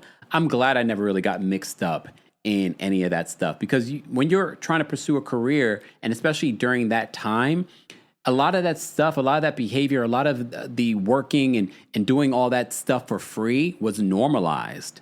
It's very different now as opposed to back then. And there was a lot of money that the record labels had at the time. So I feel blessed that I never got caught up in any of that stuff. All right, let's get to the callers. If you're a member of the channel, I've already dropped the call link for you guys. Let me remind you guys here. Drop the call link for you guys there. All right. Everyone will get 30 seconds. I feel like that's more than enough to share your quick thoughts. And let me bring up Toya first. Toya, what did you want to share about the Diddy documentary? Hi, KEMPIRE. Hey, how are you? I'm good. How are you? I'm doing well. I just wanted to say that I try to watch all of the Diddy documentaries because there's one on every single streaming platform, yes. Which I'm really concerned as to why Marlon Wayne said about 50 on this platform. But okay, this was one of the best ones. I like that they did this after the trial, and I'm really upset that the jury members, the Black woman juror number 160, very disappointed. She very much so came across as a fan, and wow, that was fast. And also the man, I don't know what his nationality is. 75, juror 75. Yes, but he seemed like he couldn't understand. Oh, it was a loving relationship. I just didn't like that. Yeah. Because also I don't know if the prosecution did a good job at explaining how the music industry really is. If you fall out with Diddy, or do a good job in explaining cycles of abuse. They had an expert on in the beginning, but I feel like that wasn't driven home.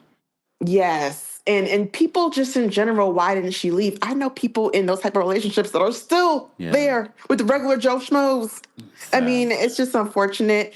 But seeing those jurors, it made things very, very clear. Very good documentary. I hope everybody does watch it. It was very enlightening. Have a good one. Thanks, Toya. Take care.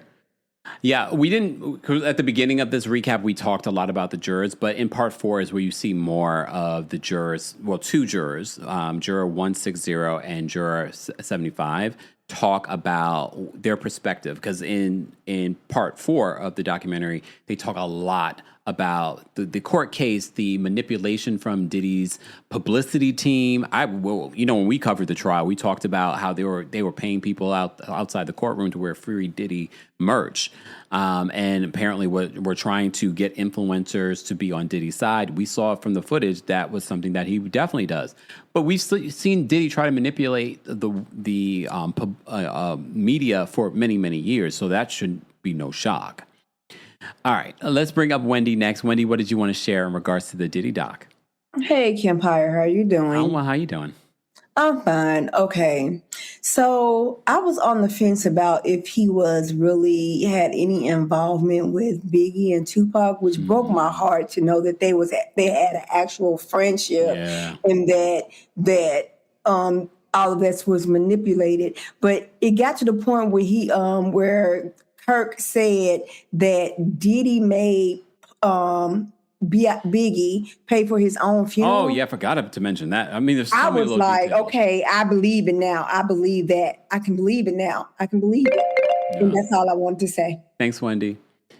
All right. That was something that came out in the documentary. I feel like I've talked about it. If you're a Club KEMPIRE member, I already kind of talked about the Diddy documentary last week. The fact that when Biggie died in the doc, they talk about how Diddy claimed that he was going to pay for the funeral only for Biggie end up paying for the funeral. Kirk Burroughs also claims that there was some sort of contract battle between Diddy and Biggie before his passing, but they ended up coming up with a contract that Biggie was happy with. However, Kirk claims that Diddy told him to change sort of like the meat of the contract and, of course, keep like the signature pages and things like that. So I don't know if that's true, but this is what Kirk claims, a founding partner of Bad Boy, who was really more involved when it comes to the business side of things. And Diddy was sort of like just, influencing very much like with Ciroc. All right, let's bring up Candace next. Candace, what did you want to share about the Diddy doc? Woo, child KEMPIRE. It was a lot to break down. And then when you were talking about Diddy and Biggie and the contract, you forgot to mention that. Remember, Puffy took Biggie's Rolling Stone cover also. Yes. Biggie was supposed to be on that Rolling Stone cover, but Puffy took it. Yep. Candace, I can hear you now. What happened? We lost you, Candace. Call back in, Candace. For some reason, it dropped out. Maybe someone called? All right, Candace, call back in. We'll start your time again. But yeah, that was an important detail to mention as well, because after Biggie died, Rolling Stone wanted to be on the cover. But and mind you, I've seen this in other documentaries as well, where they say that, Diddy was like, no, because he had a new project, a No Way Out project coming out. He was like, no, you're going to put me on there. Wow. Queenie, we're going to bring up next. Queenie, what did you want to share about the Diddy doc? Hey, KEMPIRE. Hey. I love the documentary so much, and I always love your coverage on these topics. Wanted to say thank you for saying at the beginning there that there's more than enough that Diddy has done to be angry and want him in jail for, because Tupac and Biggie, great musicians, but not great men, based on the things that they've been accused of and admittedly had done.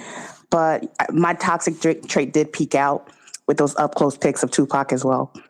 Because I got the right. I got the I can fix him itch for like 5 seconds.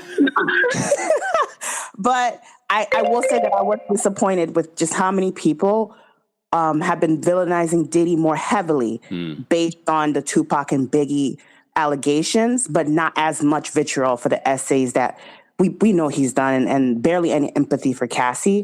So that has, who we have footage of him attacking her. We see this monster being a monster in live 4K. And people still were more angry about the Biggie and Tupac than the victims that he's. And they show the footage throughout the documentary. Right. So yeah, that was my point. Oh, last point. I just want to add that moment when they just mentioned, when Aubrey mentioned that her mom kind of advised her against going to school for being a lawyer, which she was already on track to do, to go on this show. Just seeing everything that's happened to her since, as a mom, I'd be inconsolable. Thank you. Especially this last, especially Queenie, in regards to the last part where Aubrey talks about finding out that she was SA too. Right. Thanks, Queen, for calling in. Yeah. Thank you. Bye. All right, let me bring Candace back up. Candace, are you there? Yes, I'm here. I just got on my son for calling me while I was in the middle of talking to you. Anyway, get away from me, kid. So I think that Puffy is a narcissist and a groomer, allegedly. But if it walks like a duck and talks like a duck, because how do you sign somebody to a 10-album deal?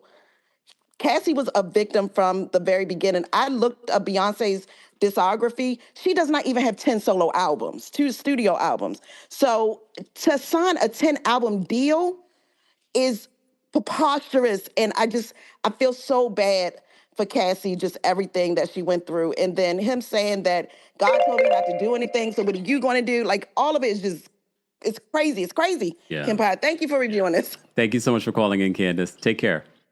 The other element, I feel like I've talked about so many parts of this documentary. The other element that we didn't even get into was one of the workers, one of the male workers, talking about the freak-offs with Cassie. He shared some of his stories in regards to that, and the abuse that he saw and what he witnessed, and the drug use, and how he started using those e-pills as well to kind of keep going, because they would go for hours. And he said to guys, like, how do you guys go for hours like this? And that's how he got involved. So there's so many elements that we can't even possibly cover in a review when it comes to this documentary. So I'm going to continue and move on to some more callers for those that are sharing their thoughts on the Sean Combs, The Reckoning Netflix documentary. We're going to bring up Nicole next. Nicole, what did you want to share? Hey, KEMPIRE, how you doing? I'm well. How are you? I'm doing well. I thought the documentary was well put together. And then also it helped for my generation because I'm 51. So Tupac and Biggie would have been 54, 55 today. So it connected a lot of dots for us, because this is why I keep trying to tell this young generation, or trying to recreate the 90s. Like, you had to be there. It was a different energy. You had to be able to, see, like, even though we didn't have social media.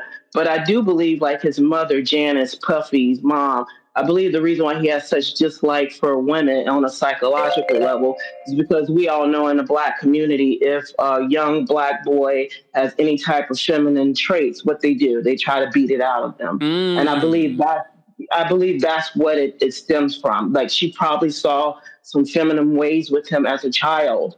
And so maybe that's where his resentment comes from, with, towards any type of woman he's ever came across. And I think that 50 did a great job, but I'm going to give props to the journalist who really, because I forget her name, Alexandria or something, because I remember the article on Rolling Stone. And also, I just want to say that I hope that 50 puts Gene Dill in there, who was the head of security, because I've been watching Gene Dill for decades, and he's the main one that's been speaking. He just did an interview on Art of Dialogue on YouTube, and he was basically saying that they were looking at him to come in to do part of the series, but I guess he was asking for too much money.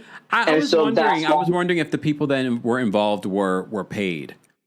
Yeah, watch it. It's on Art of Dialogue. Yeah, watch it. He because Gene Dill has always been talking, and he's been in the forefront of everything. Okay. So hopefully, like, if they do a second part, they'll actually put him in there, because I think he is a big piece to the puzzle of all this, where he can really explain and really break it down. So I'm hoping they put Gene Deal in there, though. But it was really well put together. Nothing new, but only thing that was new and surprising to me that Biggie's Nicole, estate had to pay for his own funeral. Nicole, I hate to cut you off, but we do have a long line. Okay, I'm sorry. Thank you. Thank you. Yeah, guys, please respect the timer because I would like to be able to get to everyone. You know, I like to get everyone to come up, but if people run long, then I also have things that I need to do. And I've been already here for an hour and how long? Over an hour and a half. So I do want to be able to get to everyone. So please respect the timer. So one of the questions that stood out to me, though, was I wondered if people were paid to be a part of this. And part of me wants them to be paid, especially someone like Kirk Burrows, who talked about being homeless because he was bullied out of 25% of Bad Boy. He should be sitting pretty in 2025. So part of me doesn't mind that some of these folks were paid. Some of the people that were featured, not only the jurors from Diddy's recent criminal trial, we had Capricorn Clark, who was an assistant to Diddy for a very long time. You got Kirk Burrows. He's got childhood friends, producers, things like that. 50 Cent does not speak in this documentary at all, which was fine. We didn't need 50 Cent to speak. Okay. All right, let's bring up Keith next. Keith, what did you want to share? Hey, KEMPIRE. Hey. So I'm gonna just make it really quick. I don't have much to say, but I just wanted to say that there aren't enough repercussions happening to those that were also complicit in the crimes he was doing, because Diddy wasn't doing this by himself. He wasn't a one-man operation, and I think there also need to be some accountability for those that were aiding him in what was happening. But what is also weird was that prior to him being with Kim Porter, he never did drugs. He never drank.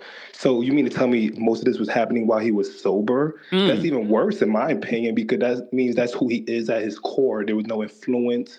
There was nothing altering how he was feeling or what he was doing. So I definitely don't see any changes happening in him. And I just want to see what happens once he gets released from jail. Like, how is it going to work in this field? I know there's not going to be no all-white parties anymore, but I just want to see what happens next. Okay. Thanks, Keith.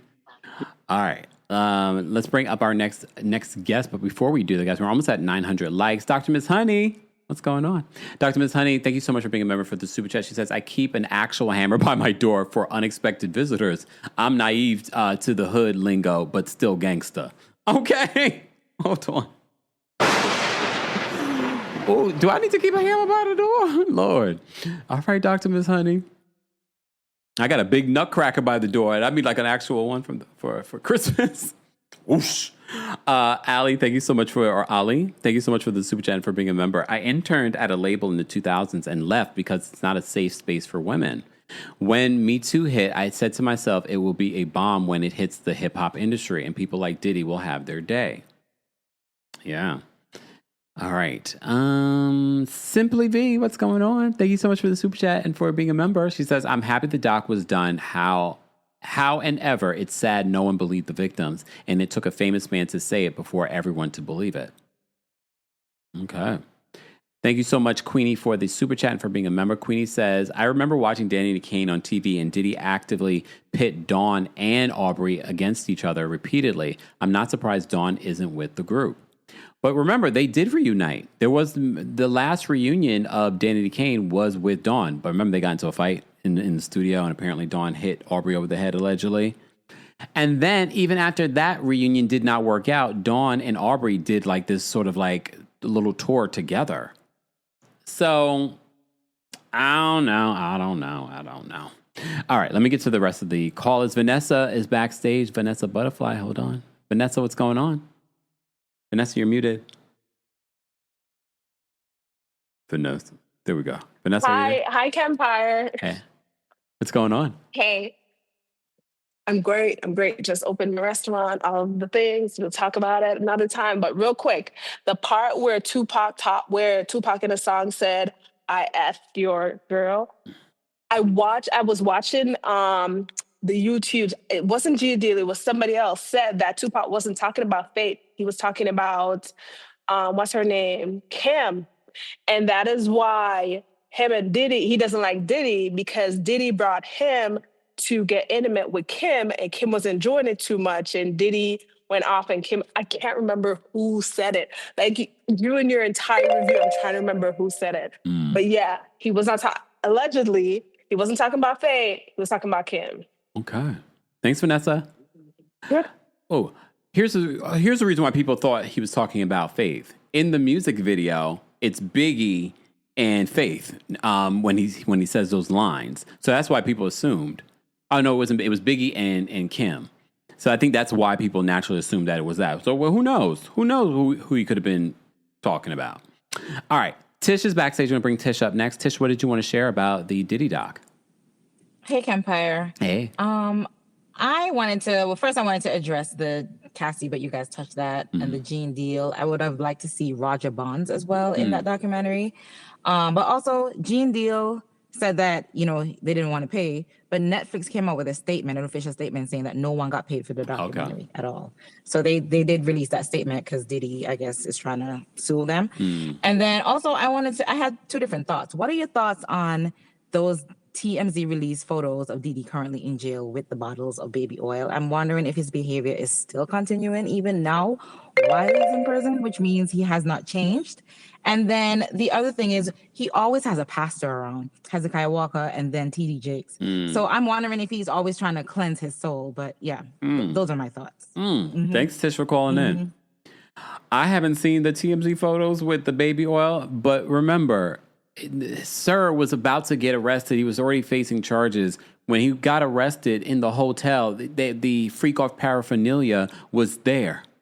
Okay? So, has he changed in the last year of being in jail and now prison? I don't know, y'all. Based off of years and years of this horrid behavior and it just getting worse and worse, I think that as soon as he's out, he's going to be doing the same thing. I don't think that he's learned anything. Okay. Oh, Tam says, those pics are AI. Because I was like, baby oil. Okay, thank you guys. This is why I say the opinions of the callers do not represent the opinions of myself, and everything that they say is alleged. That's a damn bad part of AI. There's so much misinformation on these streets. You know what? I can't with some of y'all in the chat. Okay, let me get to the rest of these callers. We got Angel W backstage. Angel, what did you want to share about the Diddy doc? Hi, KEMPIRE. So I watched it twice, and my first takeaway is Janice has been wearing terrible wigs her entire life. And second takeaway, Diddy is a horrible person. I think a lot of it is learned behavior. I think he was probably allegedly groomed at some point in his life, possibly by the company his mother kept.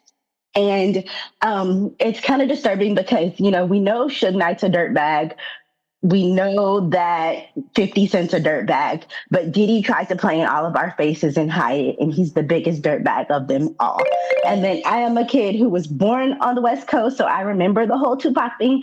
And after Biggie got unalived, literally Bad Boy in 97, they did not come to our summer jam because they were afraid to come to the Bay. So Faith didn't show up, Little Kim didn't show up, and Diddy didn't show up. So I think the whole aftermath was literally after the two unalivings.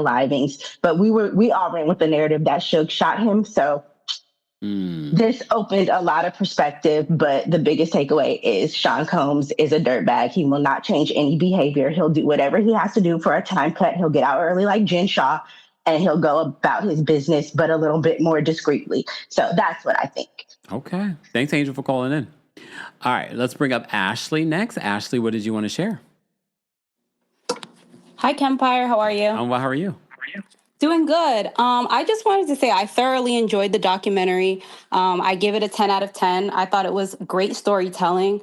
I'm not sure how accurate certain parts of it were, but as far as the way they were teeing up things, I thought it was done immaculately. One of the parts that really creeped me out was the performance he did for Missing You. I think it was the MTV or VMA. I thought that was so disturbing. And on top of that, I just saw an article that resurfaced. It was quoting Faith Evans' book. And in the book, she said that she didn't want to do that performance. Like, she told him, I'm not ready. I'm still mourning. And he yelled at her and said, you're going to mess up my career. You have to do this. And he basically bullied her into doing the performance, but she was literally sick to her stomach. She wasn't ready because she was still mourning. So it just further shows how creepy he is. Wow. Thank you for that, Ashley. Of course. Bye. Bye. See? I didn't even see that. Audrey's back, so you're going to bring Audrey up next. Audrey, what did you want to share about the Sean Combs, The Reckoning documentary?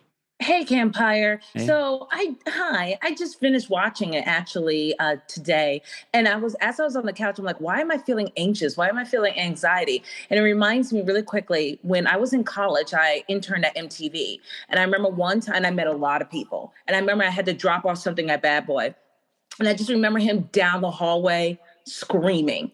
And then there was another time when I was around him. And so just seeing like all the yes people, the chaos, the manic behavior just brought back that anxiety again. Also, I wanted to point out one quick thing. The woman who was in Dirty Money, when she talked about how when she needed Diddy, he didn't help her. It reminded me of I'm sorry, real quickly. It reminded me of Little Kim. When Little Kim, and I'm surprised she wasn't in the documentary at all. But remember when she needed help when she was in prison, needed help when she got out, and he just basically betrayed her and didn't talk to her anymore. So it just reminded me of that. Either way, it's an epic fall from grace, and it's a hard watch. But I'm glad it's out there. I don't know about 50 because he has his own kind of allegations. You know what I mean? Yeah. But still, it was an interesting documentary. And thank you so much for doing this review. Appreciate Thanks, Audrey. it. Take care. Bye. In regards to the Lil Kim, remember though they reunited and she performed with him after she had gotten out of jail. So whatever they needed to do or whatever conversations they needed to have, they seem to be in a decent place. Hence why you haven't really seen her be a part of any of the documentaries or speak out. No other celebrities have really spoken out in regards to this. All right, let's get to Kathy, who's backstage. Kathy, what did you want to share? Happy holidays, KEMPIRE and KEMPIRE family. So I enjoyed the documentary.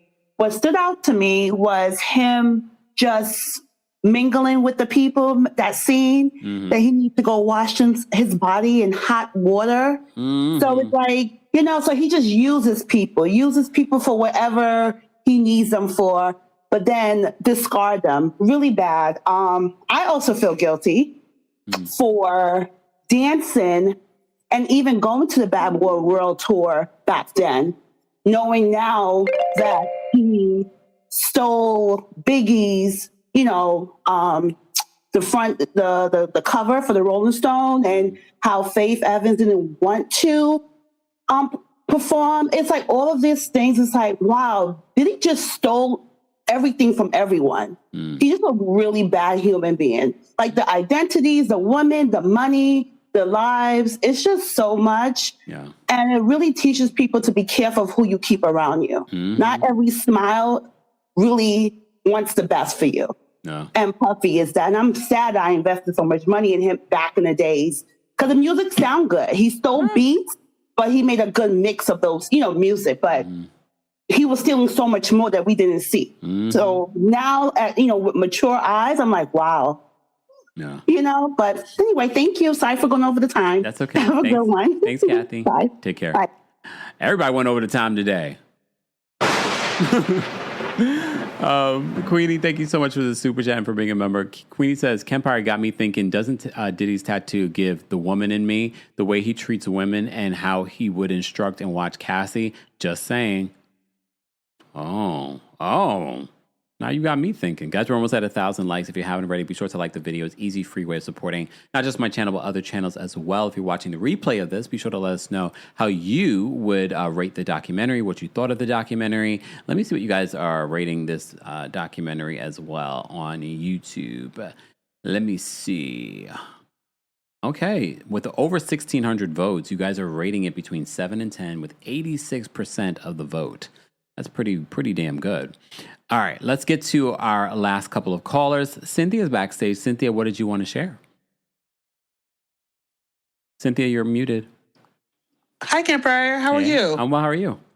Petty Cancer here. KEMPIRE, I only watched episodes. I stopped at episode 2. Oh. Honestly, we've heard all of this stuff before. It's kind of redundant to me. I find it coincidental. I find a coincidence with Diego. I think Dr. Umar touched on that. Like ever since he put out a lawsuit against Diego, then everything started coming out. And also, I don't think he's going to change when he comes out. So that's it. I wasn't really too pressed to watch the documentary. Yeah. Thanks, Cynthia, for calling in. Thanks, Empire. Bye-bye. Bye. All right. Last but definitely not least, we're going to bring up an attorney, Miss Esquire. Miss Esquire, what's going on? Hi, KEMPIRE. How are you? How are you? I'm doing okay. So I have only made it through half of the documentary. I'm still making my way through it, but I'm really happy to listen to your recap.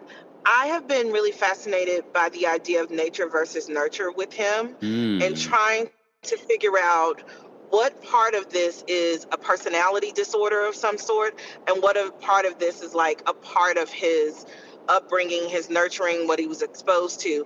But I mean, I think the thing I'm struggling with is finding people like Mr. Burroughs a victim, because I'm like, I don't think you can stay in this environment if you are not toxic as well. I understand like the women he victimized, but I'm talking about the people who facilitated his abuse of others in small and in big ways. I'm really having a hard time seeing you as a victim when I know that you were facilitating his harm. And that doesn't mean that you were not harmed as well, but the harm you must have calculated on some level was worth it to you, and you were willing to endure it for the access. And that is what is going to get me about him coming out, is that he is a monster. That's not up for question. The up for question for me is how many people are not afraid of him and willing to play around with a monster. Because if he's in a position to make people money again, I can't see how he's not going to be back welcomed into polite society, into this industry. Like you said, there's not a lot of people in the industry who used to be associated with him who have publicly condemned him, which tells me that they're leaving an open door potentially, for him to re-enter and for him to have paid his quote unquote debt to society. What I would like to see is that media that created this monster continue to tear him down, because he is a making of people using media and PR to create this smoke and mirror. This is not a fall from grace. He never was graced. So I think he made a lot of people a lot of money, so they protected him, they insulated him, they made excuses for him. If he can continue to do that, I don't see why people wouldn't continue to protect him. So, I mean, I'm like, Ryan Murphy, get on your job. You got to deal with Netflix. Make him the next series in the Monster series. I'm serious. Because I really think that he needs to continue to be a pariah in terms of media consumption so that there's no place for him in polite society. But you do notice, even after the Cassie footage where you see him beating her, you saw the footage that they share in this documentary when right before he was arrested, everybody, can we get a picture together? Smiling, grinning with him, laughing with him. I was like he's biking through New York like he's Mr. Rogers or something. It's wild to me. How could you even not feel so much shame and degradation that you are showing your face in public? You are talking to people about a media strategy, 6 days that you need to win at the media game. But to me, like the first incidents in 1991 where he is showing publicly him essaying that woman and that there wasn't, like, to me, there are monsters who hide in the shadows, right? And there are monsters who hide in plain sight and test boundaries. Our government is led by one right now. And they constantly test people to see what they can do. That is criminality at its best, or at its worst, rather. It's not the people who get that first charge and they straighten out. It's the people who constantly test the boundaries of what they're allowed to do and what they can get away with. Those are the true evil in this world. And the people who do nothing in the face of that evil, there's a hotter place in hell for you. Miss Esquire, we always love it when you call in, so thank you. Talk to you later. Bye. Take care. Bye. All right. Miss Sharon actually just called in. I dropped the call link for the general audience again, just to be fair. Alicia, thank you so much for the super chat. Oh, okay. Let me shimmy for the $20 super chat. Thank you. Alicia says, I'm disgusted by the 10 young people lives lost at the college. That was like the first big incident, which we talked about.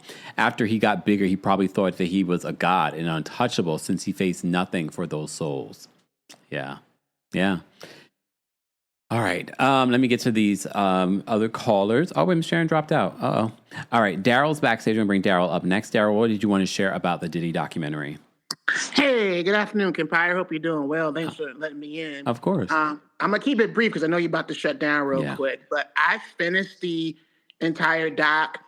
There were a lot of stuff that I already knew, and then there was some other stuff that I was just taken aback from. One, the fact that I know you just had an attorney on the line. The fact that they did not sequester the jury during this trial. Yeah. Is outrageous, especially when they did it for OJ and Michael Jackson.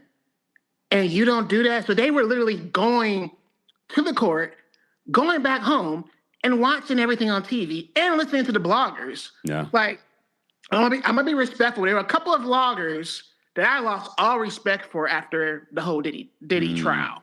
I'm gonna leave it alone because this is your platform. Yes. I don't want to call that out. Yeah. So the one juror, I think jury 160, once again, I am shocked that she stayed on that jury. I'm just taken aback by this. This really showcases that the federal prosecuting office, whoever ran that, should be fired. Because there's no way he should have gotten less than 10 years. Now the RICO was crazy. Yeah. I don't think the RICO makes sense, but it makes me wonder because, like I said, the initial head of the feds at the time, Damian Williams, actually stepped down before this even went to trial. It makes me wonder if he was still around, if their approach would have been different. So who knows? Who knows? And keep in mind, this is a period of transition because the trial happened during the transition of Biden and Trump. Yeah. So there's a lot of overlap there. So that is something to think about. Lastly, I will say, I went back and tried to find some of the old Making the Band videos. I don't know if you noticed, all of the whole shows that he did on MTV and VH1, they are wiped off the internet. You cannot find them anywhere. They're not streaming. They're not on YouTube, any other streaming services at all. How convenient. That's not accident. That's on purpose. Oh, yeah. But I remember Making the Band when the band was signing their contracts. And Sarah Stokes was from my town, Detroit. I remember when she said, hey, I have an attorney. I would like my attorney to take a look at what I'm reading before I sign, and how everybody turned on her when that happened. And to me, I was like, even at 15 years old, I pepped that. And I was like, this is illegal. Because if you're not letting her speak to her attorney and saying that you have an attorney for her, that's not her attorney. That's Bad Boy's attorney. Yeah. So that right there showcases shadiness. So, you know, I'm going to leave it at that. Thank you for letting me on. But those the legalities that I saw in that documentary was crazy. And lastly, I love that 50 Cent executive produced this, but I'll say this. You can't produce a doc when your boy is Dr. Dre. I'm going to leave it right there. Boom. I'm going to Boom. leave it right there. That part. All right. Thanks, Daryl. And don't the Grammys still have an award in honor of Dr. Dre? Well, then there's that. All right, let me bring it. All right, y'all. I really do have to go. So I'm going to take these last couple of callers, but I do have to go. Miss Sharon, what's going on? What did you want to share? Hi, Kempire. How you doing today? Oh, well, how are you? I'm doing fine. I have one quick question. Why didn't anybody ever interview Mace? Whatever happened to Mace? He's mentioned briefly in the new documentary. Briefly. Yeah, because, he just all of a sudden just quit and said he found Jesus. But I think there was something else going on that I think he knows a lot. And I think somebody needs to sit down and talk to him, or maybe he doesn't want to talk. Yeah. But that's all I have, Kempire. I won't keep you. Thank you, Miss Sharon, for calling in. Bye-bye. Bye. All right. Last but definitely not least, Alicia, what did you want to share? Hi, Kempire. Can you hear me? Yes. Okay, great. I've never done this before, but I just love your style and your approach. So I did want to talk about the documentary that I didn't hear anybody mention. Really, the loss of those young souls when he threw that party and over promoted it. Yep. I think that made him a god in a sense that he probably was like waiting for something tragic to happen to him or something bad or some kind of repercussion or consequence. And because he got bigger, he probably was like, oh, wow, I have tons souls on my head. I am untouchable. And I think that kind of what made, just put fire to the monster that was already being created through childhood. Yeah. And they talk a little bit about that in the documentary. They said that's sort of when he got his first where he got a lot of attention at that particular point. And I didn't understand that. Like, I had to look away because I think Dougie Fresh got on the mic and was like, "There's people dead in here." Like, at first they just thought people were running out, and they're like, "This is real serious," and like covering the people on the floor. I had to look away because they just went there to have a good time, and those were young people, and their parents have to hear like they're not coming home. I think somebody was pregnant too. Wow. Yeah. So I think nobody really mentioned, but that sickened me. And I think that's what really made him into a monster. Like, no consequence for that. Like, he should have did jail time or something. No.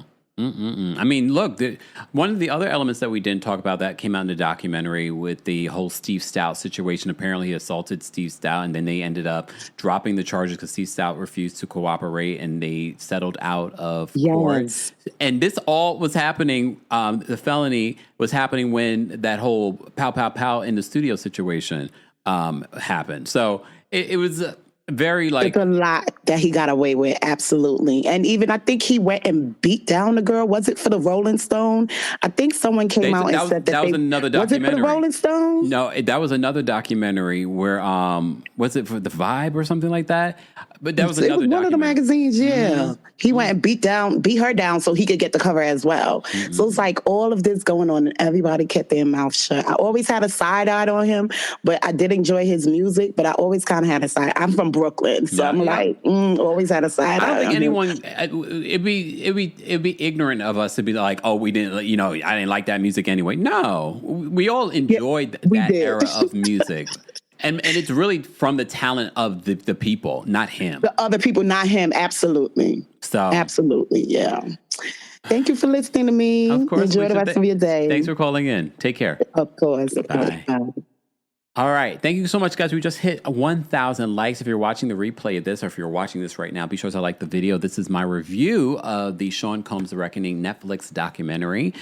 You will be able to hear the audio version of this on the KEMPIRE podcast. Be sure to subscribe today to that as well, because not only do we upload some of our live recaps there, we also upload additional new content. So you might be missing out on, you are missing out on additional content and tea that I spilled for our Club KEMPIRE paid Apple Podcast subscription. Subscribe today, and while you're there, don't forget to give us a 5-star review. And if you enjoy my skincare routine, you can get 10% off right now with the KEMPIRE 10 discount code over at butterskin.com. They also have a lot of really great holiday options for those that want to get something for themselves or for someone else, or stocking stuffers. All that's available as well. And everything KEMPIRE will be available, including an Are You Okay? Merch is now available at houseofkempire.com. All that information is available there. Queenie, thank you so much for another super chat. Queenie says, remember Aubrey said that Diddy was selling people their publishing for like $1, and in the fine print, there was an NDA. So maybe Mace and others signed.